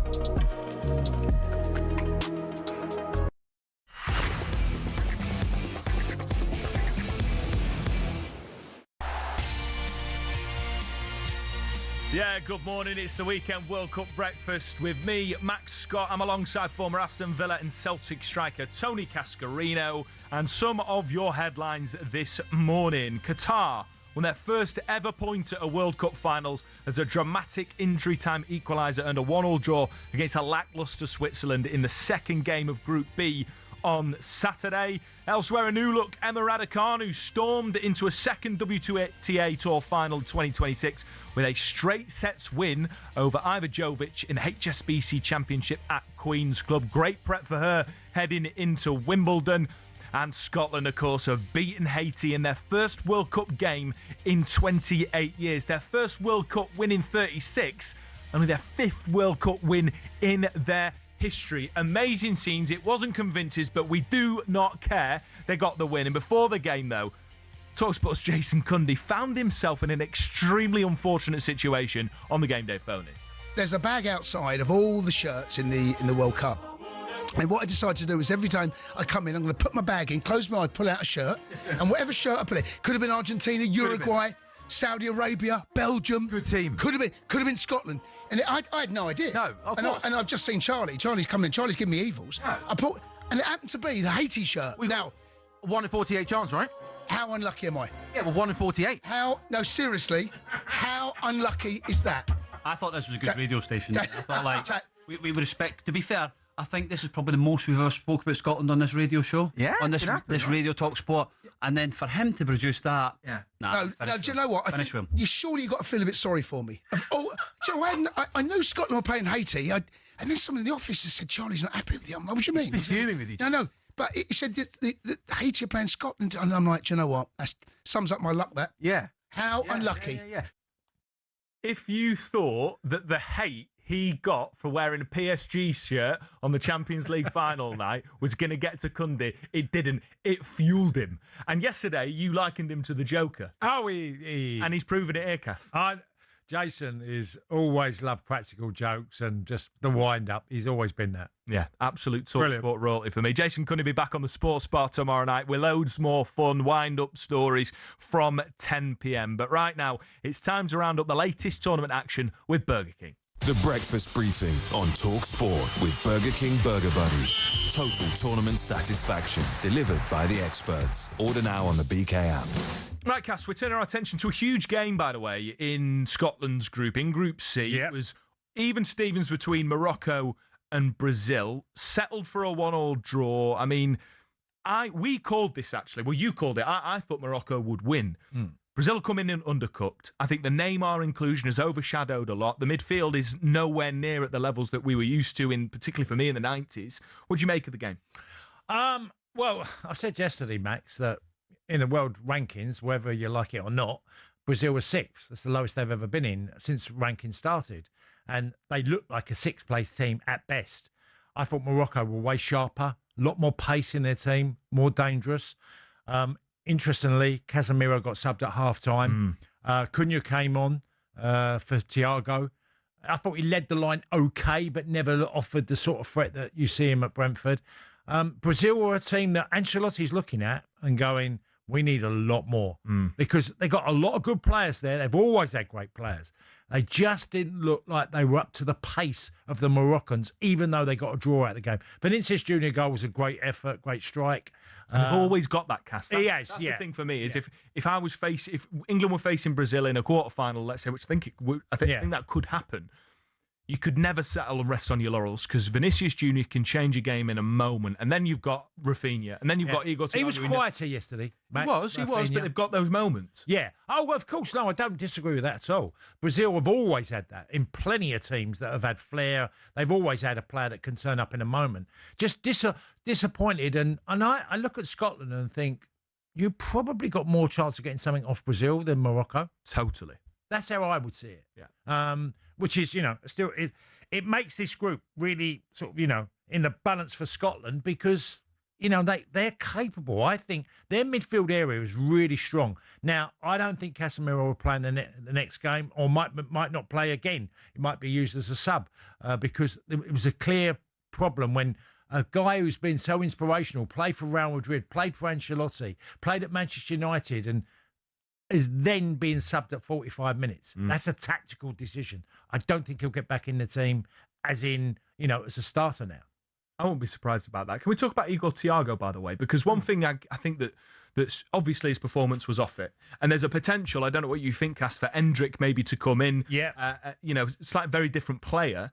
But I was fascinated before the World Cup in the qualifiers and then in the selection from World Cup. There was a little bit from some of the Brazilian fans over there, a little bit of stuffiness about Igor Thiago because he doesn't play for a good team. And I'm sad for him that this performance will only contribute maybe to some of the pressure that he's under. He didn't play poorly. I felt the team couldn't get him in positions. He had one chance in the first half that he may have done better with, but I did think the team had to do more for him. Igor Thiago is quite... If you watch Brentford enough, you can see Damsgaard create for him, Sade create for him, and others.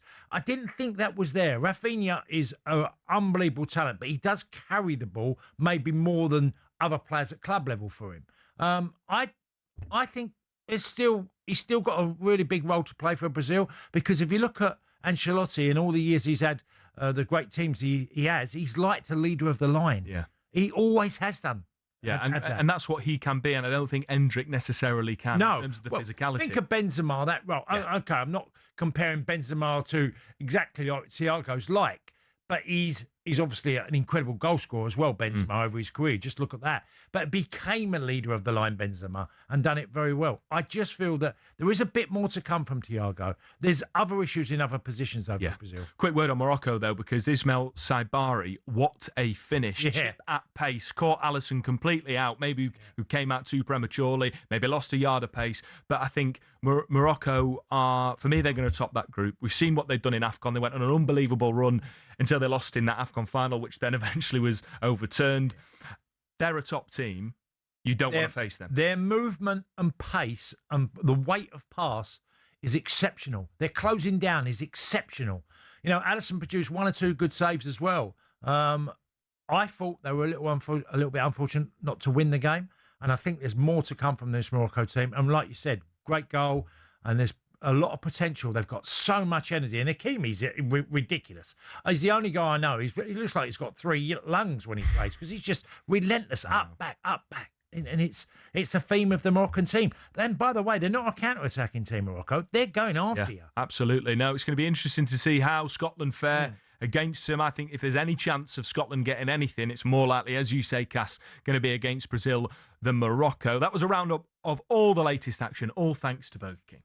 The Breakfast Briefing on talkSPORT with Burger King Burger Buddies. Iconic winners delivered in the box every time. Order now on the BK app. A reminder, today's talkSPORT daily podcast, you can join my mate Ben Fletcher and Mark McGee as they react to Scotland's first World Cup match in 28 years against Haiti, as well as incisive analysis. You'll also hear from the Scotland camp. That's the talkSPORT daily podcast. Listen wherever you get your podcasts. But right now, you're listening to the Weekend World Cup Breakfast on talkSPORT. We're going to chat about some of the African sides in action in this year's tournament next.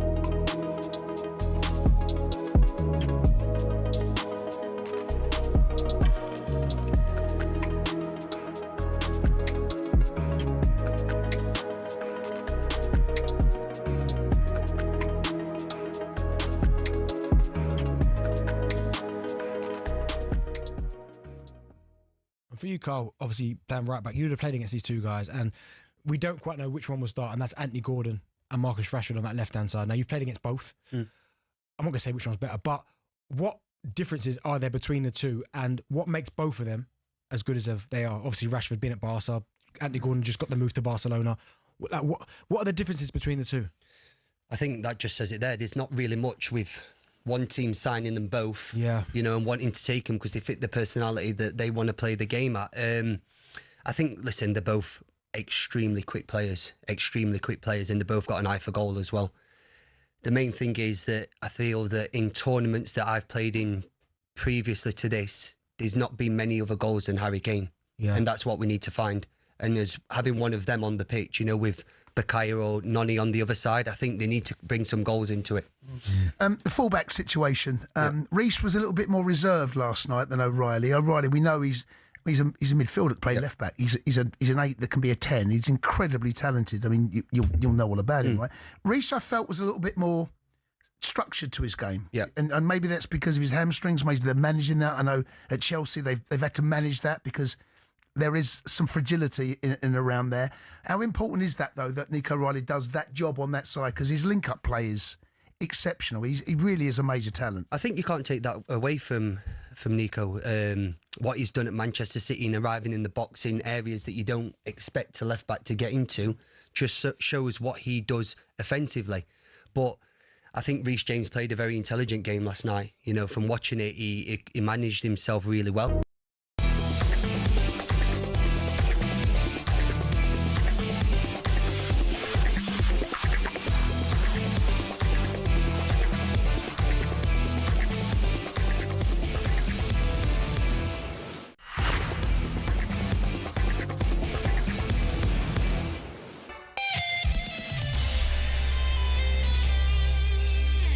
Good morning. Thanks for being with us. You're listening to the Weekend World Cup Breakfast. I'm Max Scott.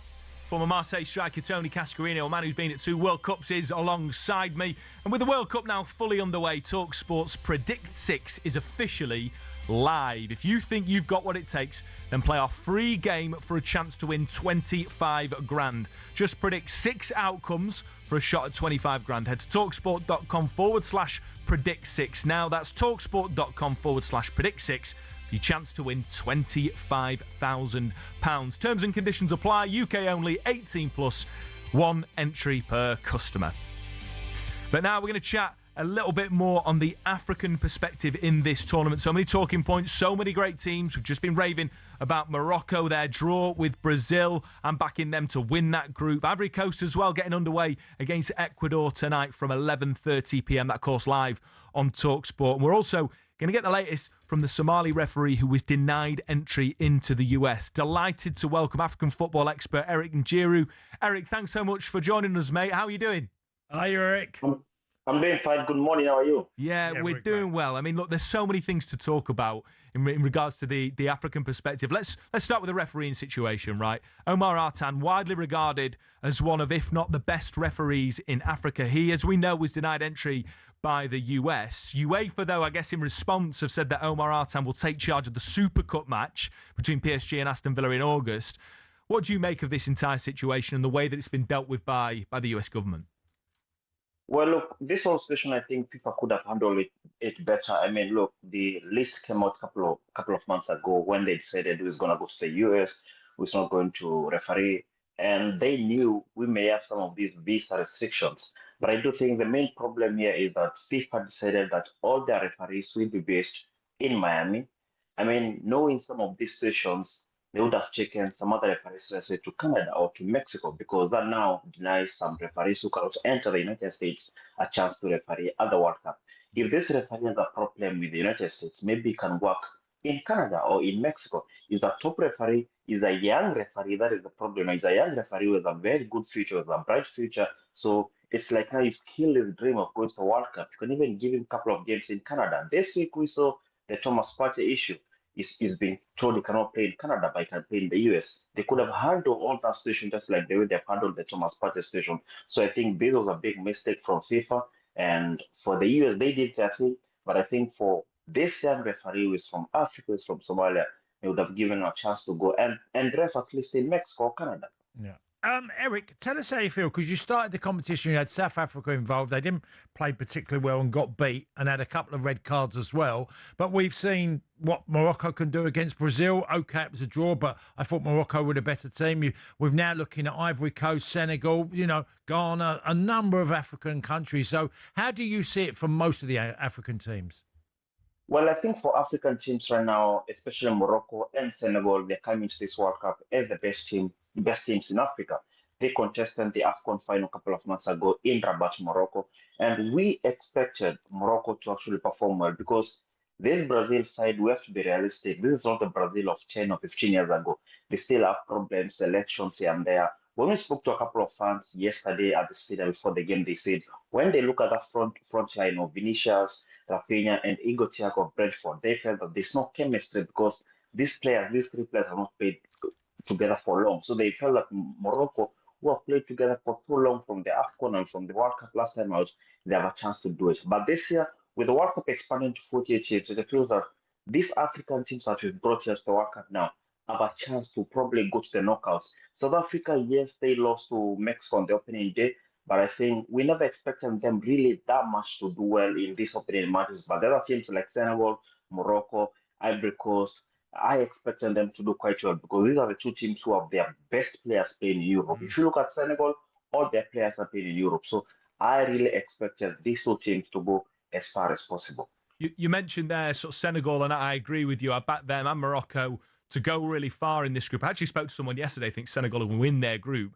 But again, another sort of off the pitch issue that's sort of leaking into the conversation when it comes to African football is that lots of Ivory Coast and Senegal fans have also been denied entry into the US. What can you tell us about that? And how do you think that's going to affect sort of crowd sizes and the energy in the stadiums when both Ivory Coast and Senegal are playing? This is going to have a massive effect on how these two teams perform because if you remember, Senegal have this group of fans who follow the teams everywhere in the world who form this big block at the back when they're playing and they sing, they dance together, and most of them will not be able to travel to North America, and that brings down the energy. The last time in Qatar, we saw how great they were, the fans, and also during the AFCON, we saw they performed, how they supported their team. And Ivory Coast the same, they have the big contingent, but they cannot travel here. Every team needs fan base. Yesterday, during the game between Morocco and Brazil, I think 91% were Brazil fans, and the other 7% or so were Morocco fans. Every country needs their fan base. And when he spoke to CAF President Patrice Motsepe a couple of months ago, he said that he's going to ensure all fans who deserve to be at the World Cup from the African continent do make to the US, which did not happen, which means now he never kept his word, he never kept his end of the bargain. And I think it's very disadvantage of the African teams not to send their fans to the World Cup. And I think in the future, Africa has to be involved when it comes to these negotiations to where the World Cup is going to ensure every fan is going to the World Cup because I know we are in the US and most of our fans are not here, they're back in Africa. And they deserve to be at these tournaments. They have been following their teams. They were in Germany for the World Cup, they were in South Africa, they went to Russia, they went to Qatar, they went to Brazil in 2014. Why can't they come to the United States? And these are people who have been following their teams. Tonight we've got Ivory Coast taking on Ecuador. Germany are in this group and Curacao. I think this is a really tough opener because Ecuador have had some great results in South America and likewise the Ivory Coast. Well, I mean, look, Ivory Coast, they really have to start strong on this group and especially this game. This is not an easy game, like you've said. We know the quality that you can have. When I look at their form, I mean, the last time they lost a game, they lost to Brazil, which is over 2 years ago in the World Cup qualifiers. For Ivory Coast, a lot is needed from them because since they won the AFCON, the one they hosted in 2024, they went on to qualify for the World Cup with a very good record, and they played quite well at the AFCON last time out in Morocco. But for this game, I think Ecuador are the favorite going into this game. But if Ivory Coast are to come out of that group or to qualify as one of the best losers, they have to ensure that tonight they get something, at least a draw, because the Germany game is, we know it's quite hard for them. But for this one, they have the quality. Look, Amad Diallo has been in and on and out of the form, playing for Man United. If you look at Adinkra and there, they have all these players who have got quality play in Europe. So they have the quality to do it at the World Cup. They have just come back for the first time since 2014. Nicola Pepe has been playing well for Villarreal in La Liga. I think this game, they should not just go there and sit down. They should take the game to Ecuador and try to gather points because we know a lot of teams can actually make it to the round of 16 or to the next round, even without finishing number 2 and 1 or number 2 in the groups. Yeah, absolutely. Eric, I'm going to put you on the spot just quickly. I want you to tell us one lesser-known African player that you think is going to make a statement, going to make a splash in this World Cup that we need to keep our eye out for. Ooh, that's a big one. I do think we should look out on Douai. Doué from Ivory Coast is a brother to Desire Doué of PSG. Ah, nice. He is a right back, and he's quite exciting. He's not really known so much, but he's a good defender, and I think he has a great future. And a couple of European teams will be in for him. He's already in Europe right now, but I do think he could move to the next level after this World Cup. Well, we'll be able to keep an eye on that as Ivory Coast take on Ecuador live on talkSPORT in the early hours. Eric, thank you so much for joining us. It's been an absolute pleasure. Take care, mate. Cheers, Eric. Bye-bye. Thank you, man. All the best. Thank you. That is Eric Njiru, African football expert, bringing us up to speed on all the latest goings on in African football during and ahead of this World Cup. But coming up next, we're going to be talking England, and we're going to hear from Dean Henderson, who's been speaking to the press team ahead of that first game against Croatia on Wednesday.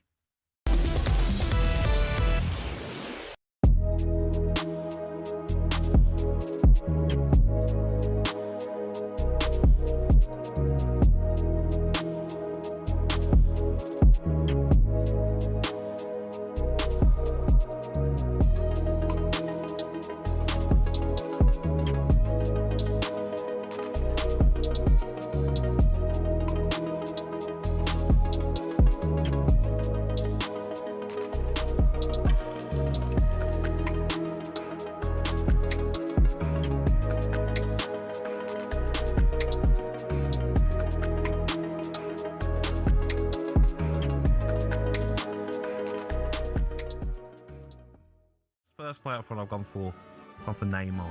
No, mate, honestly. What do you mean? Don't start. I'm giving Neymar a free roll as well. Mate, Neymar, the most overrated footballer of his generation. I'm not having it. Conde, don't. No, I'm not having it. Don't, no, mate. I'm not a having big it. Neymar. No, he doesn't overrated. He does. The most overrated footballer of his generation. Oh my God. Right. At Barca. No, not having him. Not having him. Not having him. Joking. No, not having it. Nope. So that's the music stopped. Conde, please, No. mate. No, not Neymar. Who's a better player? Neymar or Hazard? R9. Oh, give me Hazard every day of the week, mate. Mate, give me. Is it? No, don't get me on the Neymar. Okay, train. okay. No. R9's playing with him. R9's take Neymar out. But No, mate, come no, on. Neymar. no, Pace. no, Skill. No, he's got a heart the size of a. Yeah, but mate, he made you enjoy football watching him. No, he made. That's a typical centre half. No, that do you is. know? No, give me R9. Right, I'm not having Neymar. Not at any price. Neymar, Suarez, No, Messi. no, give me Hazard. Give me anyone. You don't want Neymar in your team, mate. What do you mean? You don't want Neymar in your team. What he won with Barca? What he won? Well, he's part of it, mate. He was outstanding. Conde, come on. No. Here's a stat.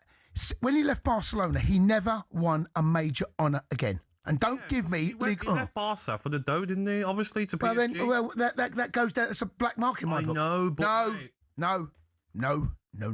Conde, we've become very close, mate. No, I know, but we're We're going to fall out of a Neymar. Yeah, it could be, mate. No.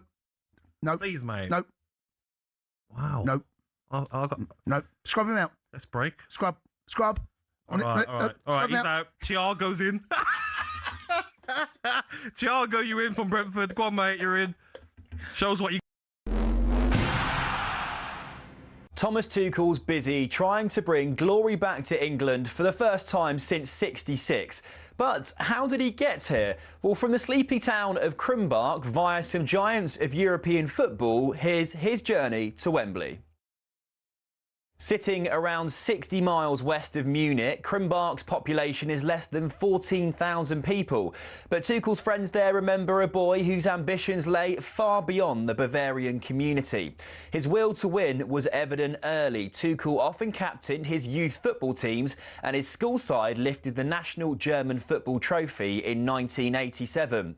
The sport took the young defender on a whistle-stop tour of South Germany, from Augsburg to Stuttgart and then Ulm. A knee injury ended his playing career at the age of 25, though.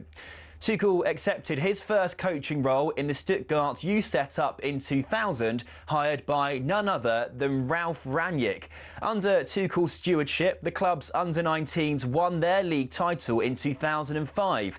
But Stuttgart chose not to renew his contract, feeling Tuchel had an abrasive personality.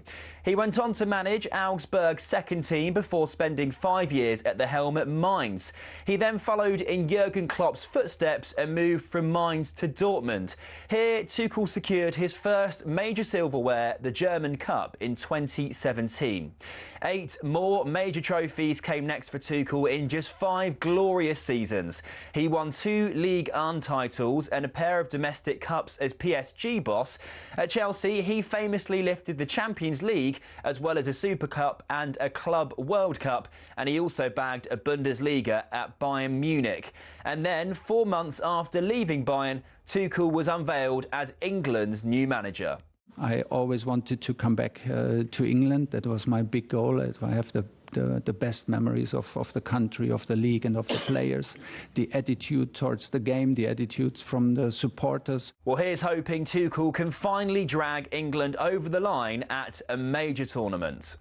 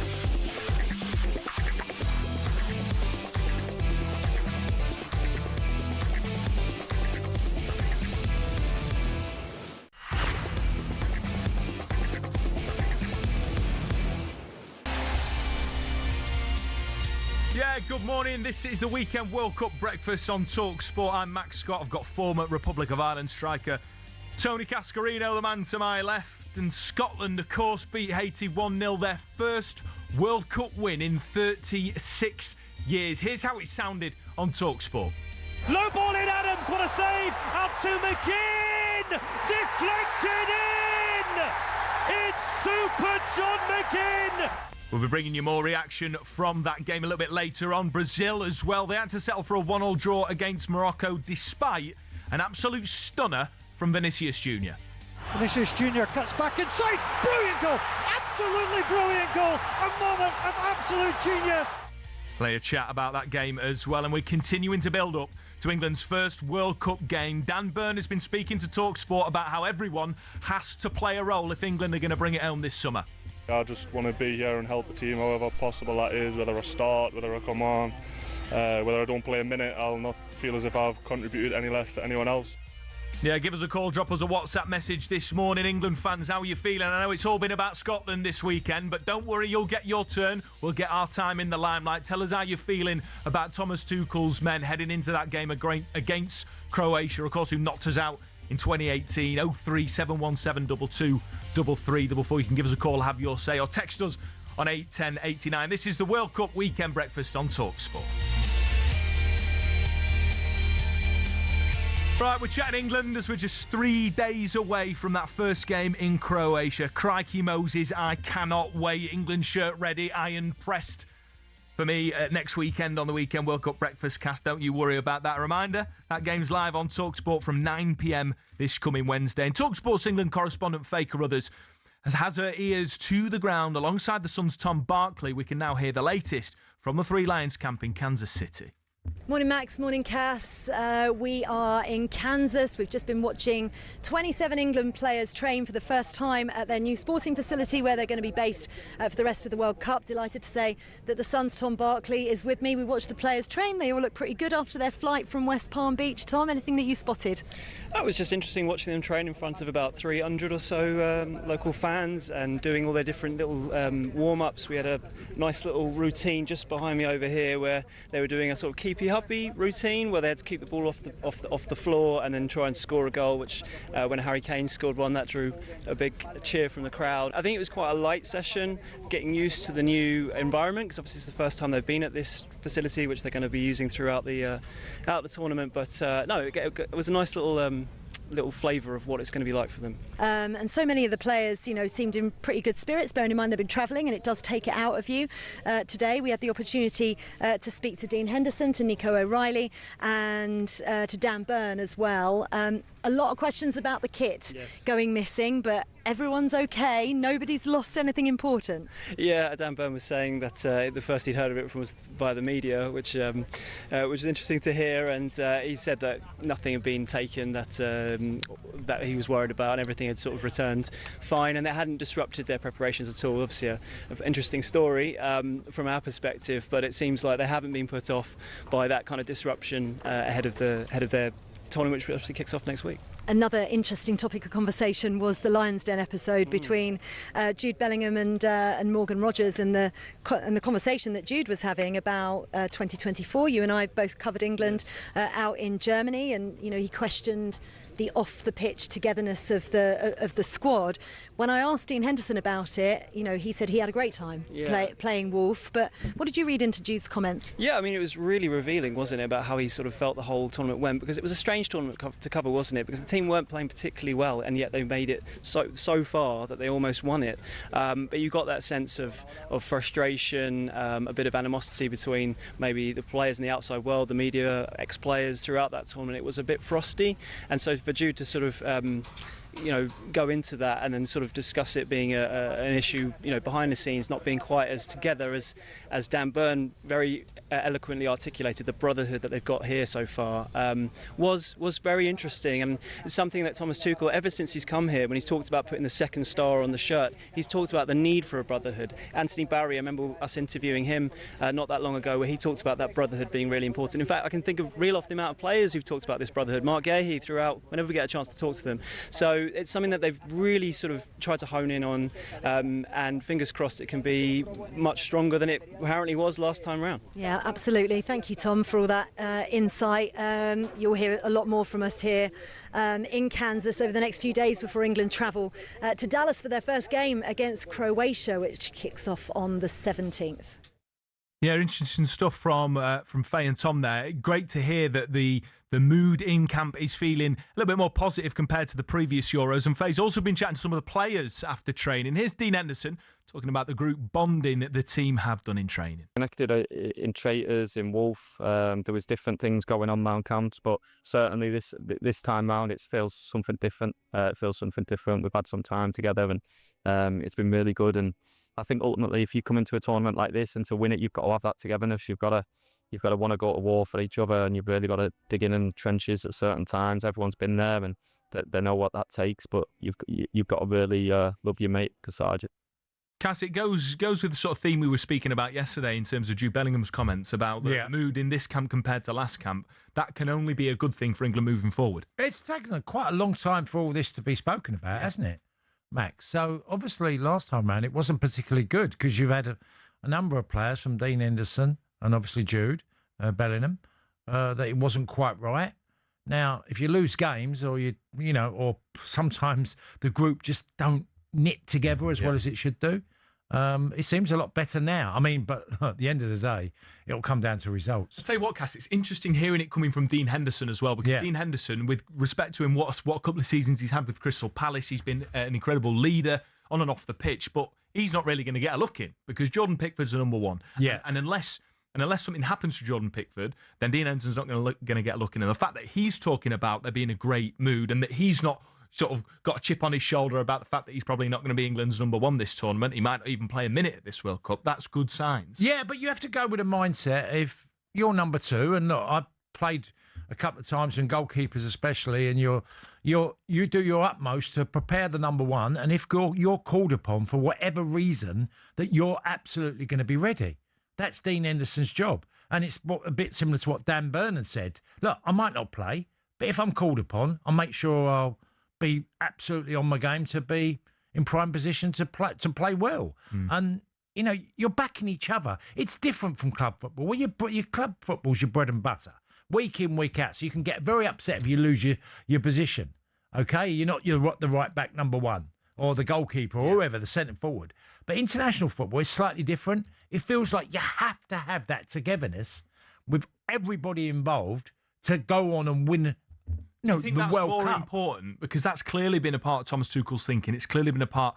He's constantly speaking about this brotherhood, and it's interesting hearing Tom Barkley, even people in the media, myself included, are using that language. He sort of put that in our minds, Thomas Tuchel. Do you think that is arguably more important than the players you pick? Because, of course, he's spoilt for choice, Thomas Tuchel, particularly in those attacking areas. Well, you have a tick box, don't you? And quite clearly, the last tournament, the tick box wasn't filled by the harmony within the group. Now, some people won't care about that. People say, well, that doesn't really matter. But, I do feel like the best World Cup I ever was in, for me and for all the lads, was World Cup 90. And we all got on. Not that we didn't get on in 94. There wasn't any of that either. But it felt like that was the real knitted group, that core of 88 went into 90. And it served us well. It really did. Now, we're talking about England with a lot more talent at their disposal for Thomas Tuchel, but he's clearly selected players he knows are probably not going to play, but are going to drive the training, drive everything around preparation around the team. What has James Milner and Henderson done at their clubs? James Milner was that at Liverpool. He wasn't always going to play, but he led by example of being a Liverpool player. And what did he do? He done the same at Brighton. Well, it's interesting hearing Rodgers and Bellingham speak so highly of Jordan Henderson, and how they said for most of the players in the team, they got your back. He'd be in their top 5 picks for the squad, first 5 names on the team sheet. And I can say from my perspective, when the team was picked, that wasn't the case. My argument was he's taken the spot of somebody like Morgan Gibbs-White, Cole Palmer, but I don't want to cry over spilt milk here. Looking ahead to Wednesday, we've just seen this morning as we were in the office a huge upset, I think, in Australia beating Turkey.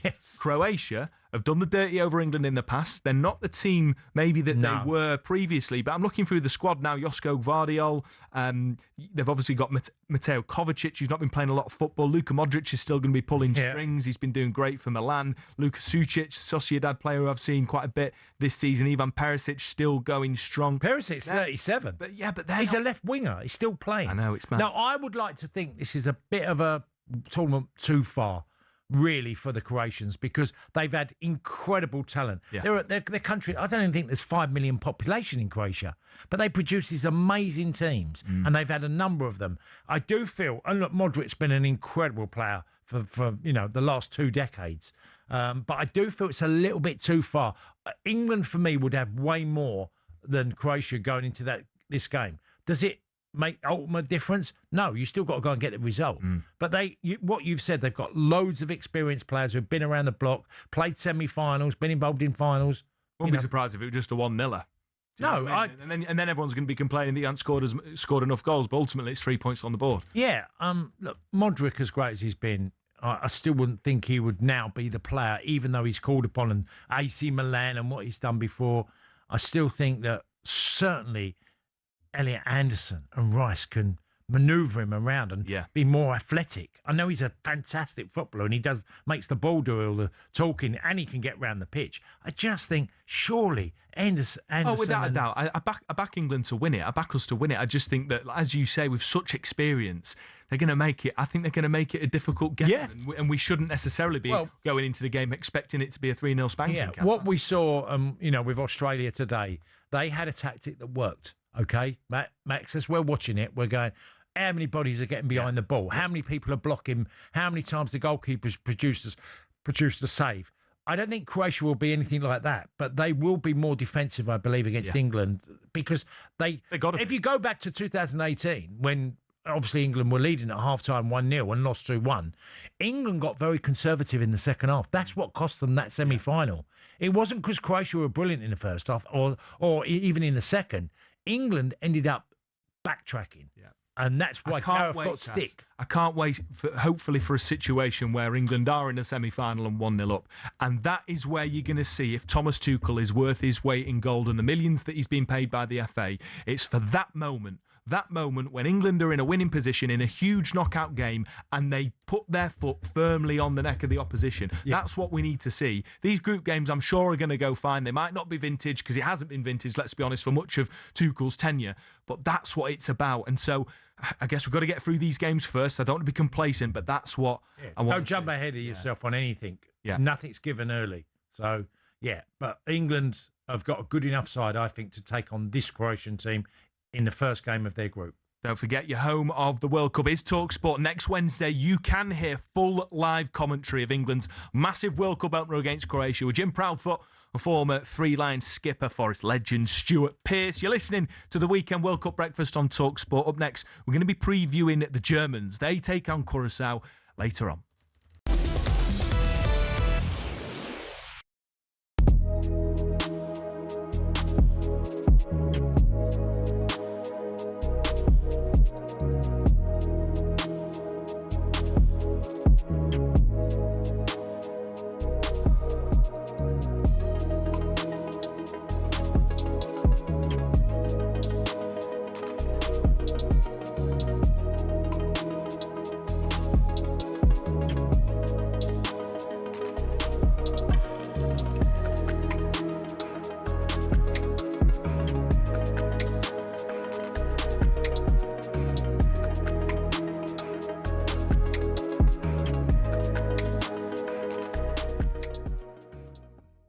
I think you've got a couple of positions that Rashford, Gordon, the centre halves. I know Peter. Saka one on the, how fit is Saka? Yeah, how fit is B? I think you look at it, Morgan Rogers. The big one is Morgan Rogers and Jude Bellingham. Who's going to start? Who's not going to start? Can you fit them both into? Who's starting? No, Benny, come on. For me, Morgan's had a fantastic couple of years at Aston Villa. A fantastic couple of years, and to see what he's done for Man City when I played with him when he was coming up through the youth team to then go and do what he's done now. It's not shocked me, but it's a great step in the right direction to where he wants to be. But I think Jude's done it for season in, season out. Obviously, he's had a little bit of an injury season, we're going to say, but Jude's quality is still there. Let me ask you then, Charlie, because you've been an outside perspective, because all the fans, obviously English fans, are going to say, we're going to win it. And after last night, we're definitely going to win it. After what you saw last night, I know you're going to say England are one of the favourites, but can you see England winning it, or do you still think there are other nations out there that look better? No, I do think there is other nations that have got a real good chance. I think I look at the Netherlands and I think they're probably a little bit of an outsider. But looking at the odds today, it's Brazil are probably, and Argentina, two South Americans. You'd expect a South American team to go there. I think it's a shootout for me between France and England. That's what I believe. I think that England have got a brilliant chance.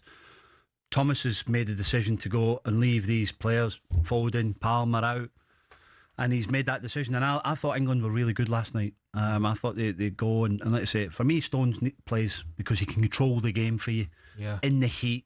He's very good with the ball.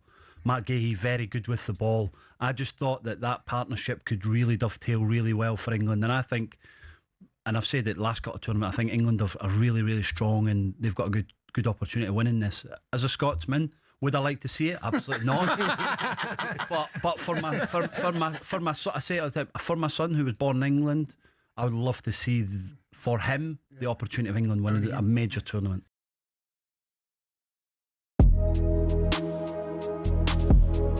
Hello, I'm Matt Forden from talkSPORT. This is How to Win the World Cup.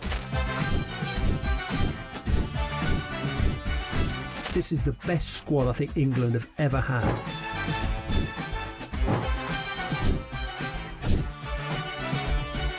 He used to love America, now he doesn't. It's very sad. It was so important to succeed because of all the pressure we received. Don't jump for this one, I'm going to knock his head off. Warning, this podcast does not guarantee England will actually win anything.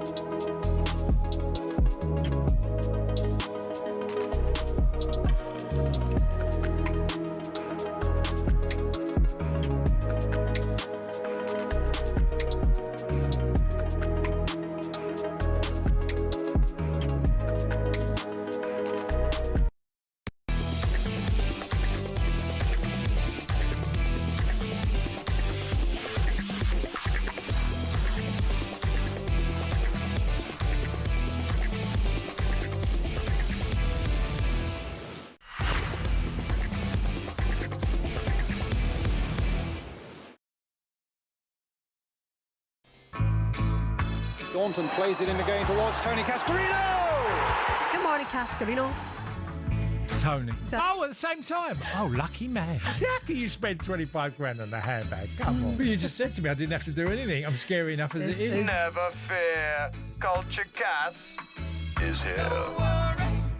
Yeah, you're listening to the World Cup Weekend Breakfast for me and Tony Cascarino, and it's that time of the show where we're doing a bit of Culture Cass, because somehow our Cass hasn't found his way onto social media. But not to worry, we're going to get the best bits of reaction for him from some cultural stories. But at this point, Cass, you're not tempted onto social media? I've avoided it, really. Loads of people have said to me, you've got to get on it, you've got to do this. And I quite like my privacy. Yeah, fair play.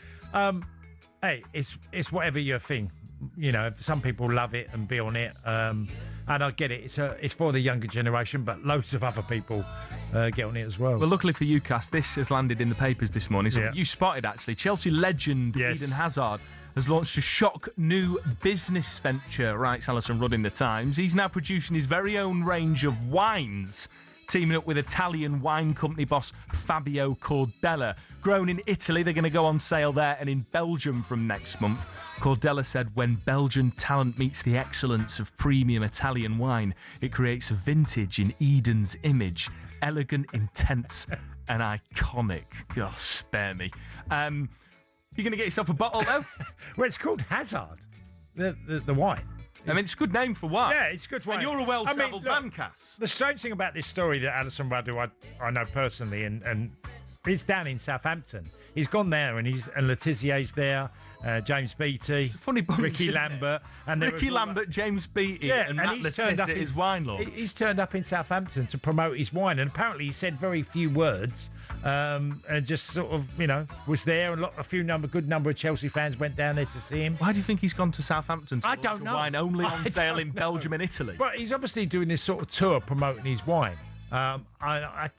It's very strange. He looks as fit as he was when he was at Chelsea. Now he looks fitter as a wine merchant than he did at Madrid. Oh, at Madrid he really suffered badly with injury, but he was never in shape.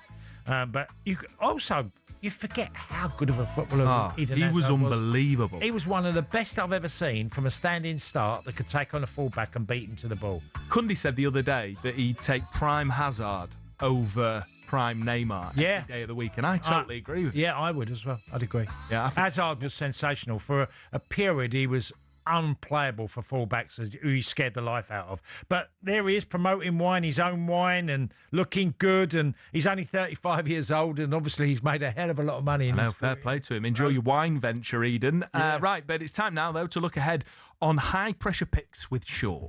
High Pressure Picks on talkSPORT with Shaw. Non-stop protection deodorant that won't ever let you down. So Germany are going to be aiming to start their World Cup with a strong result against Curaçao. Nice start, I'd say, for them, who haven't been doing particularly well in previous major tournaments. Both teams competing in Group E, and it's a first ever World Cup appearance for Curaçao. We're going to create history when they take to the field in Houston. But there's the pressure on Germany to perform better than 22 World Cup, where they crashed out at the group stage. Joining us for more is German football expert and author Ralph Honigstein. Ralph, how you doing, mate? Ralph. Hello, good morning. Are you good? Look, Ralph, I'm not being funny, and I don't know if you're of similar vein, but there's a lot of people talking out Germany. It's not the Germany of years gone by. No matter how badly they'd come into a tournament, people would just say, but the Germans are going to turn up. This year, and obviously what's happened in the last couple of tournaments, it feels like Germany have just not seemingly the nation that sort of drove European football. No, we're not, and we have ourselves to blame for that after those two disastrous World Cups. And the Euros, that was okay with a quarterfinal exit against Spain, but didn't really leave that lasting impression.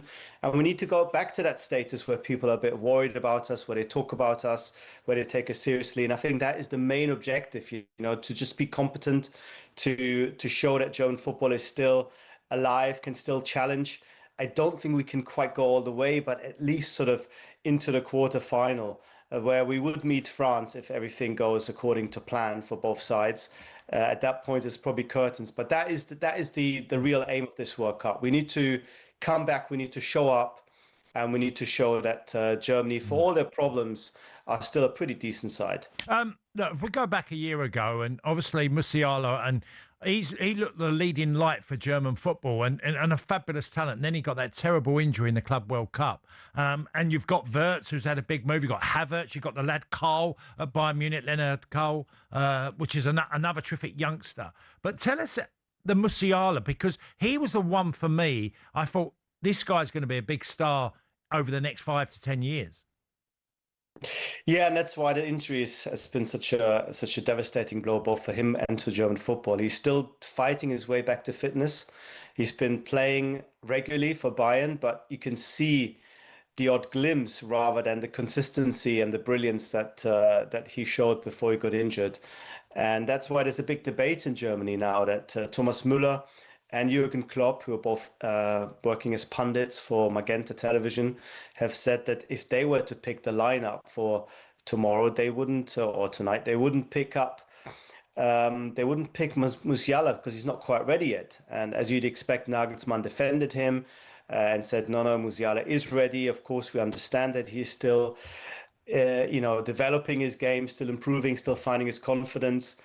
And that's been a kind of a demonstration, if you will, of the unease and the kind of lack of confidence that people have in him at this point, because he hasn't been able to show, unfortunately, the same kind of form. And Leonard Karl, that's another fairly tragic story, of course, picked up an injury just a few days ago and will miss the World Cup entirely. So 2 out of those 3 names that you mentioned, only Wirtz is a guaranteed starter, and he hasn't been firing all cylinders either. So that's where some of the issues are. I think personally that Germany will come good in this group stage. I think they will absolutely dominate and smash Curacao today. And a lot of people say, oh, Germany are back.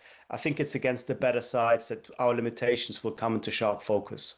Raf, we've seen Manuel Neuer sort of reinstated into the team, 40 years of age. It sort of smells a little bit like the Neymar inclusion, potentially, this sort of big influential name in the team back involved.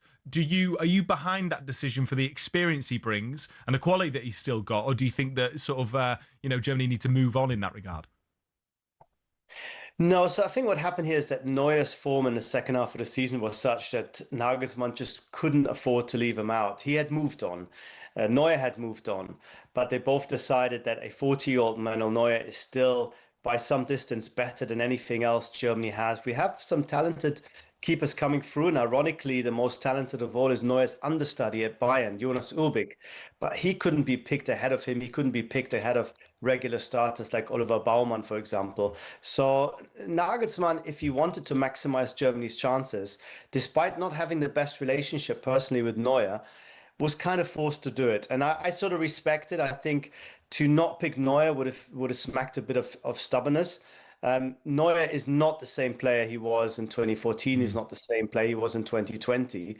But even in this late stage of his career, I think there's not quite anyone who plays at his level and can save the kind of balls that he saves. He's a little bit more error prone. He's certainly more injury prone, which is why, again, this preparation has been overshadowed by the question, can he start, can he not start? He has a bit of a calf problem. But I can understand why Nagelsmann did it, and I think most people in Germany would back it. If not the way he did it, which was a little bit unclear in his communication, that caused a bit of a problem. So, Raf, what's the ceiling for Germany? It looks like with the group that they've got, that, as you say, it's going to be relatively easy. But how far can they realistically go in this tournament? Well, as I said, I think they are on course to meeting France if they both win their groups in the quarterfinals. And we saw when Germany played in the Nations League final against top opposition, among them France, that they couldn't quite play at this sort of level. They were a little bit short, or maybe it was Portugal and Spain, I can't remember, to be honest, but they were a little bit short to play against those top sides. And that's because defensively is where I think we lack a real quality. I think going forward, despite the issues we just mentioned, Germany will score goals. There's Havertz there, there's fluidity there. I think Wirtz will come good this World Cup. And I think Musiala has a chance to find his form again. Leroy Sané is still there. There's guys like Under Voltemade, not superstars, but players who can do a decent job for you. at the back against top clubs opposition, against a Dembele, a Doué, a Mbappe, I just don't see this Germany team being quite resilient enough, unlike in 2014. And that's why I think the first really superstar nation we'll meet, and that looks like the quarterfinal, will probably be the end of our World Cup. Raf, thank you so much for joining us. Absolute pleasure. Enjoy the World Cup. Thank you very much. Cheers, Ralph. Brilliant. That's Raf Honigstein, our German football expert, giving us the latest on Germany's chances. That was a look ahead with Shaw, non-stop protection deodorant that won't ever let you down. High pressure picks on talkSPORT with Shaw, official sponsor of FIFA World Cup 2026.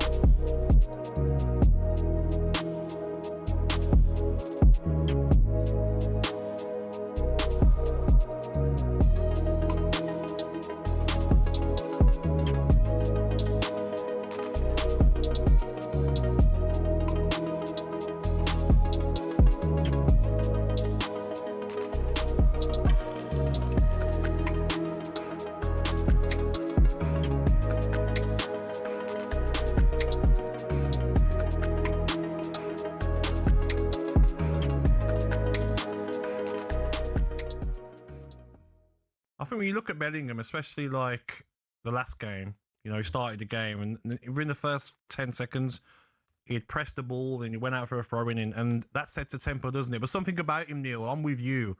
It's like he knows that this country should be winning World Cups, and he's got that bite about him when I watch him play. It's just the arrogance. I love the arrogance. I must tell you, when he was at Birmingham, I remember playing against him. I think he was 16 years. I had a good, tough lad in midfield, and I said, "Listen, you're playing against a kid tonight. Just sort him out. Just normal thing. Get stuck in, and he'll not want to know." And he actually ran the game, and I was watching him. I was thinking, bloody, I've never seen anybody like this at that age. Yeah. No, he's amazing. He was. You need the character. See, people sometimes in football, you need an arrogance about you. All right, yes. And to do what he's done at an age that he is, go to Germany. Now he's gone to one of the biggest, if not the biggest, club in the world, and he knows he feels like he belongs there. That takes a certain confidence and arrogance. And I think sometimes, Neil, it can be misinterpreted by the public. That there's an arrogance that they don't quite understand. No, I think it is by the public, but I think managers, you want that bit of arrogance from players like him, because if you're going to win anything, your top players have got to come forward, and he's that one that when he's on fire, he knows he can do anything he wants in that middle, and I just love that, mate. I just, I watched him in that 90 minutes, and I thought he was the one that really pleased me more than, even though I'm glad that we've gone back to the wide lads. I love the wide lads. Gordon, Mediocre, Saka, Rashford. In playing them four, they could win us the bloody cup if they all get the finger out. I think as well for me, Neil, in the last 6-7 months, all I've heard is, from some people in the media, idiots, I might call them, Bellingham, no.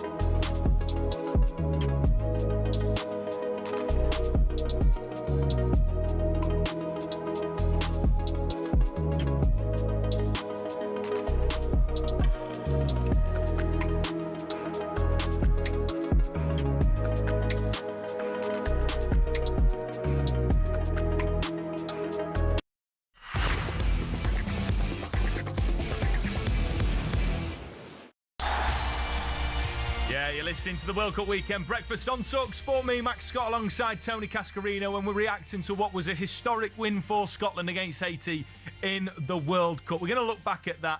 Super John McGinn with the goal that secured their first World Cup win in 36 years. Someone who I'm sure is going to be happy about this is former Fulham, former Scotland striker Ross McCormack. He joins us now. Ross, how you doing, mate? Thanks for joining us. Spirits high after that win?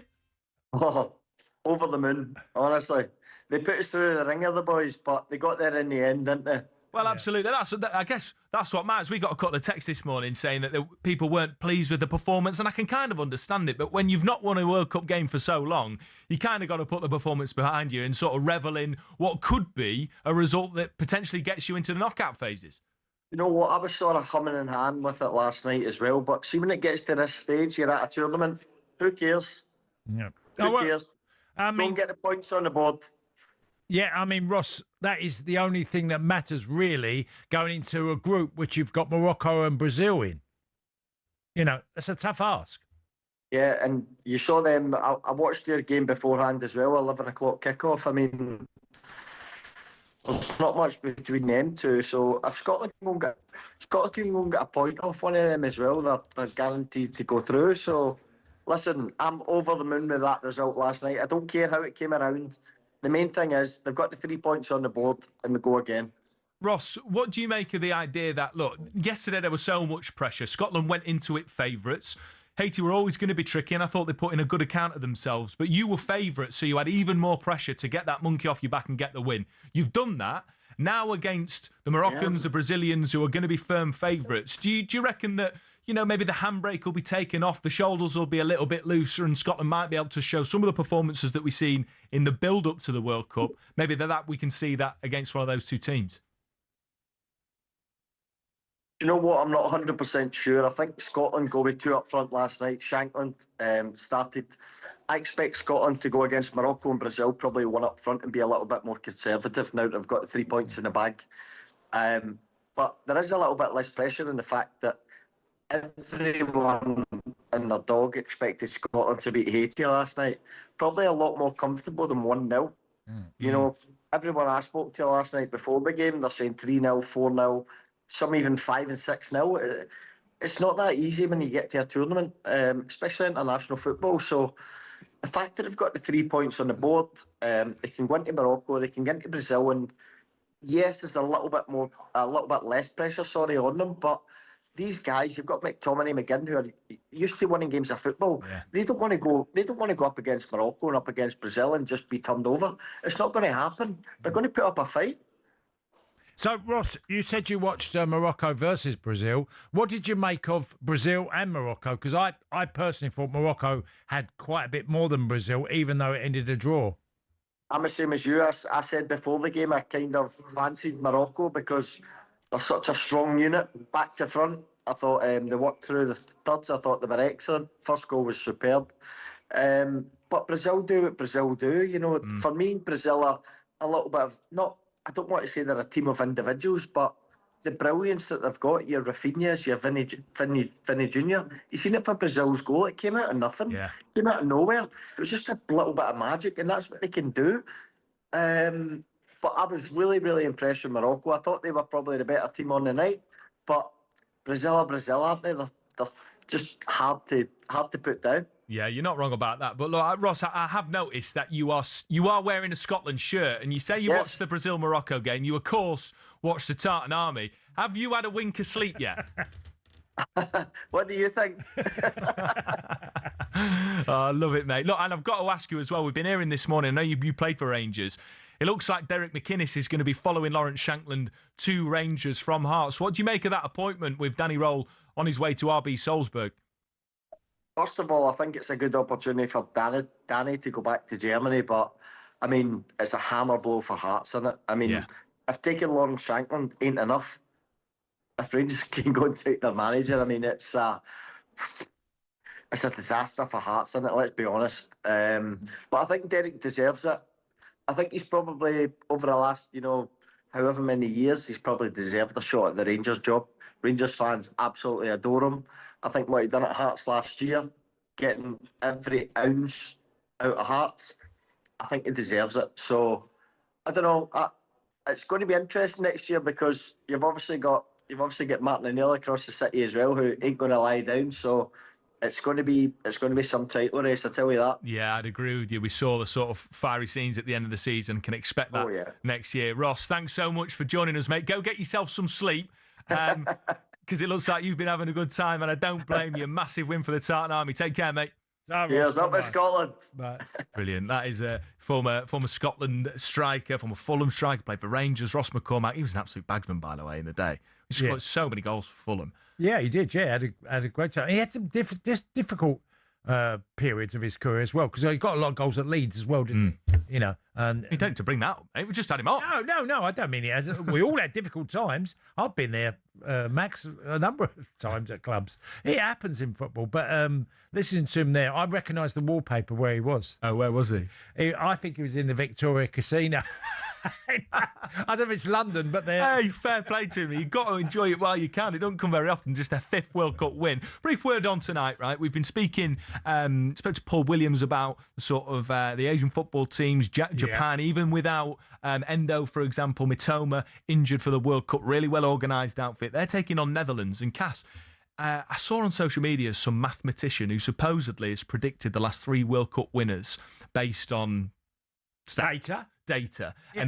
And he's got it right the last 3 times. He predicted Netherlands to win the World Cup. Right, okay. What do you make of that shout? What do you make of them heading into this? Well, I think defensively, as I said earlier, they got some really strong players. You know, whether Van Dijk's quite the player he was before, no, but if you think they've got Van de Ven that can go alongside him, they got Timber that's at Arsenal.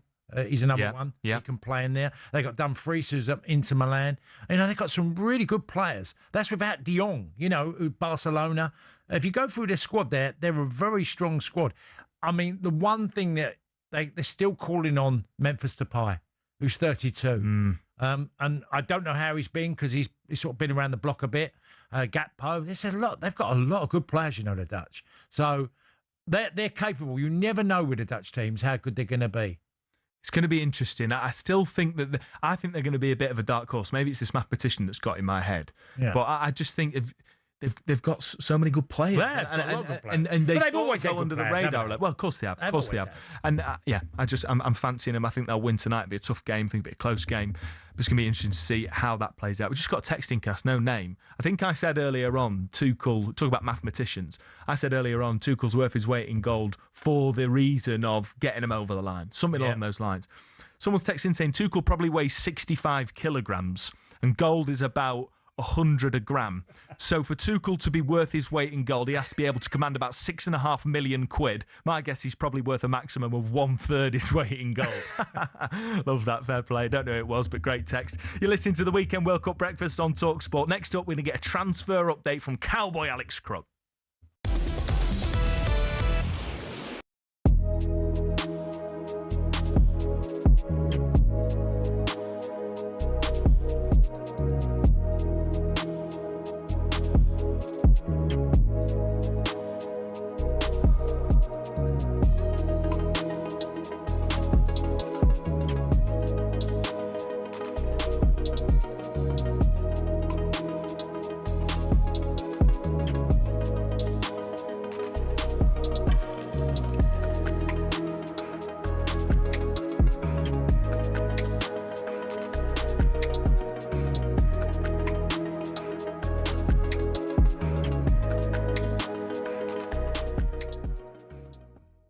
Just one quick domestic story being reported that Brighton have made a £30 million offer to Spurs to Luka Vuskovic, who had a brilliant season, was one of the Bundesliga standout players last year. I think the optics of this, with the ownership, everything that went on last season, would be very poor. I mean, apparently it's a £30 million offer, but I just cannot believe Spurs would sell Vuskovic. They might loan him, but they certainly won't be selling him, because there is potential, and you don't want to get too much hyperbole, but this could be a generational talent that Tottenham have got, and 30's far too cheap.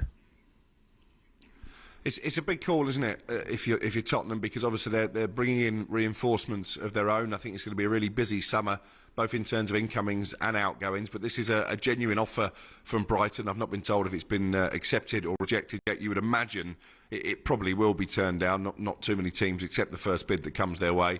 I think key. The player fancies the move. He fancies going to play for Fabian Herzl, who probably thinks he'll get more game time at Brighton, more of a pathway into the first team than he would at Tottenham. But you're right. I think the Spurs fans want to see him at some point in a Tottenham shirt playing week in, week out in the Premier League. So I'm intrigued to see how they respond to this offer. Yeah, we'll keep an eye on that. Well, look, keep wearing the hell out of that hat and enjoy the game tonight, Crookie. Thanks for joining us. Crookie. I will do. Cheers, guys. Take Keep care. up the good work. It looks good. There's Alex Crook there over in Dallas, where England will play their first game against Croatia.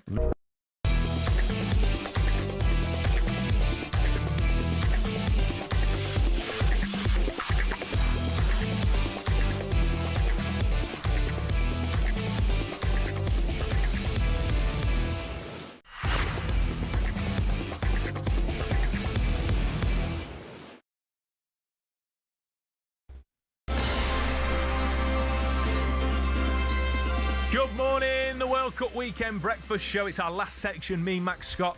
Alongside a man who played in 2 World Cups, one in the States, it's Tony Cascarino. And we're going to chat a little bit about the movers and shakers in the transfer window. And there's only one person to do that. talkSPORT's Cowboy Chief Football Correspondent Alex Crook has the latest for you all the way from Houston, Texas. Good morning, guys. Welcome to Houston. You can see the stadium behind me where Germany kick off their World Cup campaign later today against debutants Curacao. But it's domestic news that I'm going to focus on this morning, and particularly managerial news. It's been a huge summer already in terms of managers departing and new bosses coming in. Fulham are set to have a new man in the dugout. Marco Silva, of course, left Craven Cottage after 5 years to return to Portugal and join Benfica. Alvaro Arbeloa, the former Real Madrid manager, is now expected to be Fulham's choice to succeed Silva. I'm told talks progressed positively on Saturday, and we would expect an announcement maybe as soon as early next week. Now, Fulham have done quite a thorough search for Silva successors. I know they've spoken to Kieran McKenna, who of course has decided to take a sabbatical after leaving Ipswich, Ange Postecoglou, Frank Lampard, Thomas Frank, and Ruben Amorim, the former Manchester United gaffer. Looks like he's on his way to AC Milan, but ultimately Fulham have come down on the side of Arbeloa. Didn't have a brilliant spell, did he, at Real Madrid, but clearly they've seen something in him to suggest he can continue the good work that Silva started. Let's focus on matters north of the border, shall we? Danny Roll set to leave Rangers to take charge of Austrian side RB Salzburg. He was a product of the RB system. He was a coach at Leipzig before coming over to make his name in England, and Rangers wasting no time in lining up their replacement. Not Steven Gerrard, as many Rangers fans would have hoped for a second spell in charge for him. Derek McInnes, who came so close to winning the title for Hearts last season. It's my understanding Rangers have sought permission from Hearts to speak to McInnes as they plan the inevitable departure of Danny Roll. And one more managerial story for you. Russell Martin, a former Rangers manager, of course, formerly at Southampton as well. He's advancing in talks with Leicester, now in League One, and that could also be announced as early as next week. So there you go, guys. Plenty going on in the managerial world. And here later today, it's all about the World Cup. It's all about Germany and Carousel. talkSPORT's Chief Football Correspondent Alex Crook there, giving us the latest in the managerial merry-go-round. But if you weren't watching on YouTube, I do need to enlighten the millions listening this morning. A patriot, Alex Crook, Englishman, is wearing a Germany shirt. I think that is absolutely bang out of order, mate. Well, it's not England versus Germany. No, but Germany are our biggest rivals. Yeah, so Germans and the French. Okay, Cundy had a Haiti top on. Yeah, but show. Cundy's English. He's not Scottish. I can't believe it, Crookie. I'm so disappointed. A lot of fans now wear different shirts. Yeah, I know they do, and that's fine, but not Germany. Not Germany. It's like me wearing a Derby shirt. I don't mean it's that. Is that you wearing a West Ham shirt to the den? No, I don't mean I would last very long if I had a West Ham shirt. Crikey, Crookie. I love Crookie to bits, but I'm absolutely gutted that I've just seen him in a Germany shirt. Anyway, great info from him. Let's start with the managerial merry-go-round. We got Arbeloa, who, of course, has been sort of plugging a gap at Real Madrid, coming into Fulham, which we discussed yesterday, Cass, being quite a good job. Looks like that's going to happen early next week. I mean, it's a difficult one, really, because I've not really seen Arbeloa in action other than trying to sort of... Well, he started well, didn't he? With Madrid, he started really well. I think he had both results against Man City, didn't he? I think Arbeloa was manager when they beat not Man City at the Champions League. That'd be right. Yeah, I can't remember. It makes a bit of sense. I think he was the manager. What? I know he had a decent start. Is there any chance that Fulham will be maybe a really difficult job? Because we saw him sort of peter off towards the end of the season a little bit. I think they really should have been going for those European places. Marco Silva's gone. They might well lose some of their best players in Harry Wilson, for example, who I know has been courted by the likes of Villa in the Raul Jimenez. He's already gone. Do you think it could be actually a tough job for Arbeloa? It's the Premier League. I don't know. I know only through talking to Fulham fans when I've gone to games. I've done quite a few games at Craven Cottage this year, and most of them do fear that Marco Silva leaving will be the biggest one more than any player. And that's sometimes the case. I think it's a great job for any manager. If you get the Fulham job, they're not as aggressive as other teams in the Premier League with the way they go after players and pay certain decent fees. I think it's a decent club. Without a doubt, it's a really steady club. To have Fulham and be part of something maybe new. Maybe it's a little bit of a new direction for Fulham as well. I think it's going to be really interesting because I think it can go one or two ways. I feel like the Keith Andrews thing that happened with Thomas Frank leaving Brentford last year, where everyone was like, "This is a disaster." Why couldn't it be the same for Brentford? For Fulham. But there's continuity there from Keith Andrews. He was already at the club. He was already a part of it. And Arbeloa was coming to manage in the Premier League. And I know he's played there, never managed there. And I'm not saying this is going to happen. I'm not making some bold, controversial prediction. I just wonder if it will be as seamless as Fulham's time recently in the Premier League under Marco Silva has been. Well, until he's played games and see how his team play and who he's got and brought in the transfers that make a difference, I at the moment, I honestly don't know, Max, because unknown quantity. Last year I said exactly the same thing about Keith Andrews. I said I have no idea how that's going to go. Oh, I know. I don't know anybody do did. Well, and how wrong I was. Yeah. Let's talk about Leicester though. League One Leicester. Russell Martin looks like he's going to be their manager. He knows how to get teams out the Championship. Do you think he's what they need to get out of League One, which is going to be really tough, difficult football? And Russell Martin, of course, as we know, has got quite a his own philosophy about attacking football. Well, quite difficult in League One. I do wonder, Max, his time out the game, if he's thought about, because I don't believe there's any one way you should play. I think you have to adapt sometimes to scenarios of who you're playing against, and you can't be fixated on just trying to play all over the pitch in dangerous scenarios, especially in League One. Look, they can have really decent players at Leicester. They can be probably more aggressive and a much better budget than most teams in League One. But that doesn't guarantee promotion. I wonder what type of manager Russell Martin will be when he comes back, knowing that he has to get Leicester back up straight away. Yeah, that's going to be the ultimate for him. He's gone from a pressure cooker at Rangers, at a really tough time, to another pressure cooker at Leicester where the fans are absolutely fuming with the direction of the club, understandably. And I think he's got to get off to a really good start, otherwise it could end badly for him. Again, just a quick word. There's lots of speculation around Rodri, particularly with Manchester City in for Elliot Anderson. And he said, I understand that the speculation's part of the game. I've even thought about my future. My focus is on the World Cup. I'm under contract at City. Do you think he's played his last game for the club? Well, if they get Anderson, I would think that he would probably move out, because I don't see Rodri as maybe you could even consider, which I don't think they would do, playing the two of them together.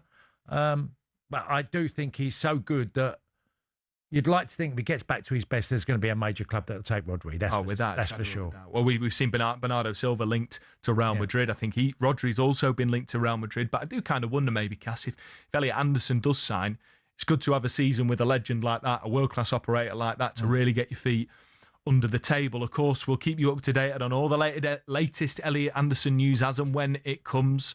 And the rest of the transfer news, you can get that on the website at talksport.com on our live blog.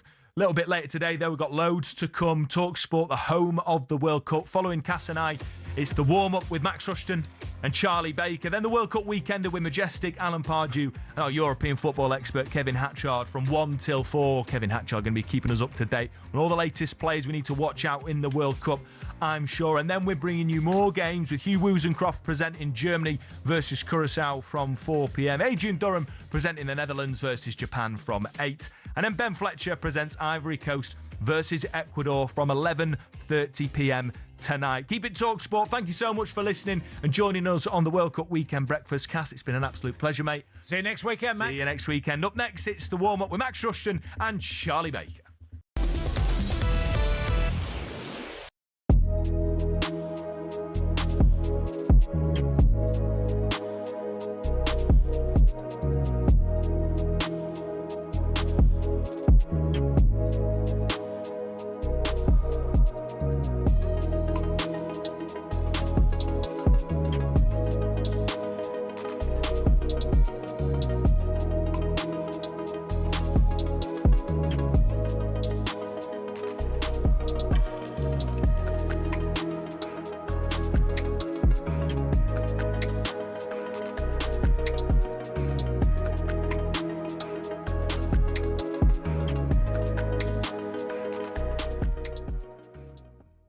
What about the World Cup? Is the US of A ready for the World Cup?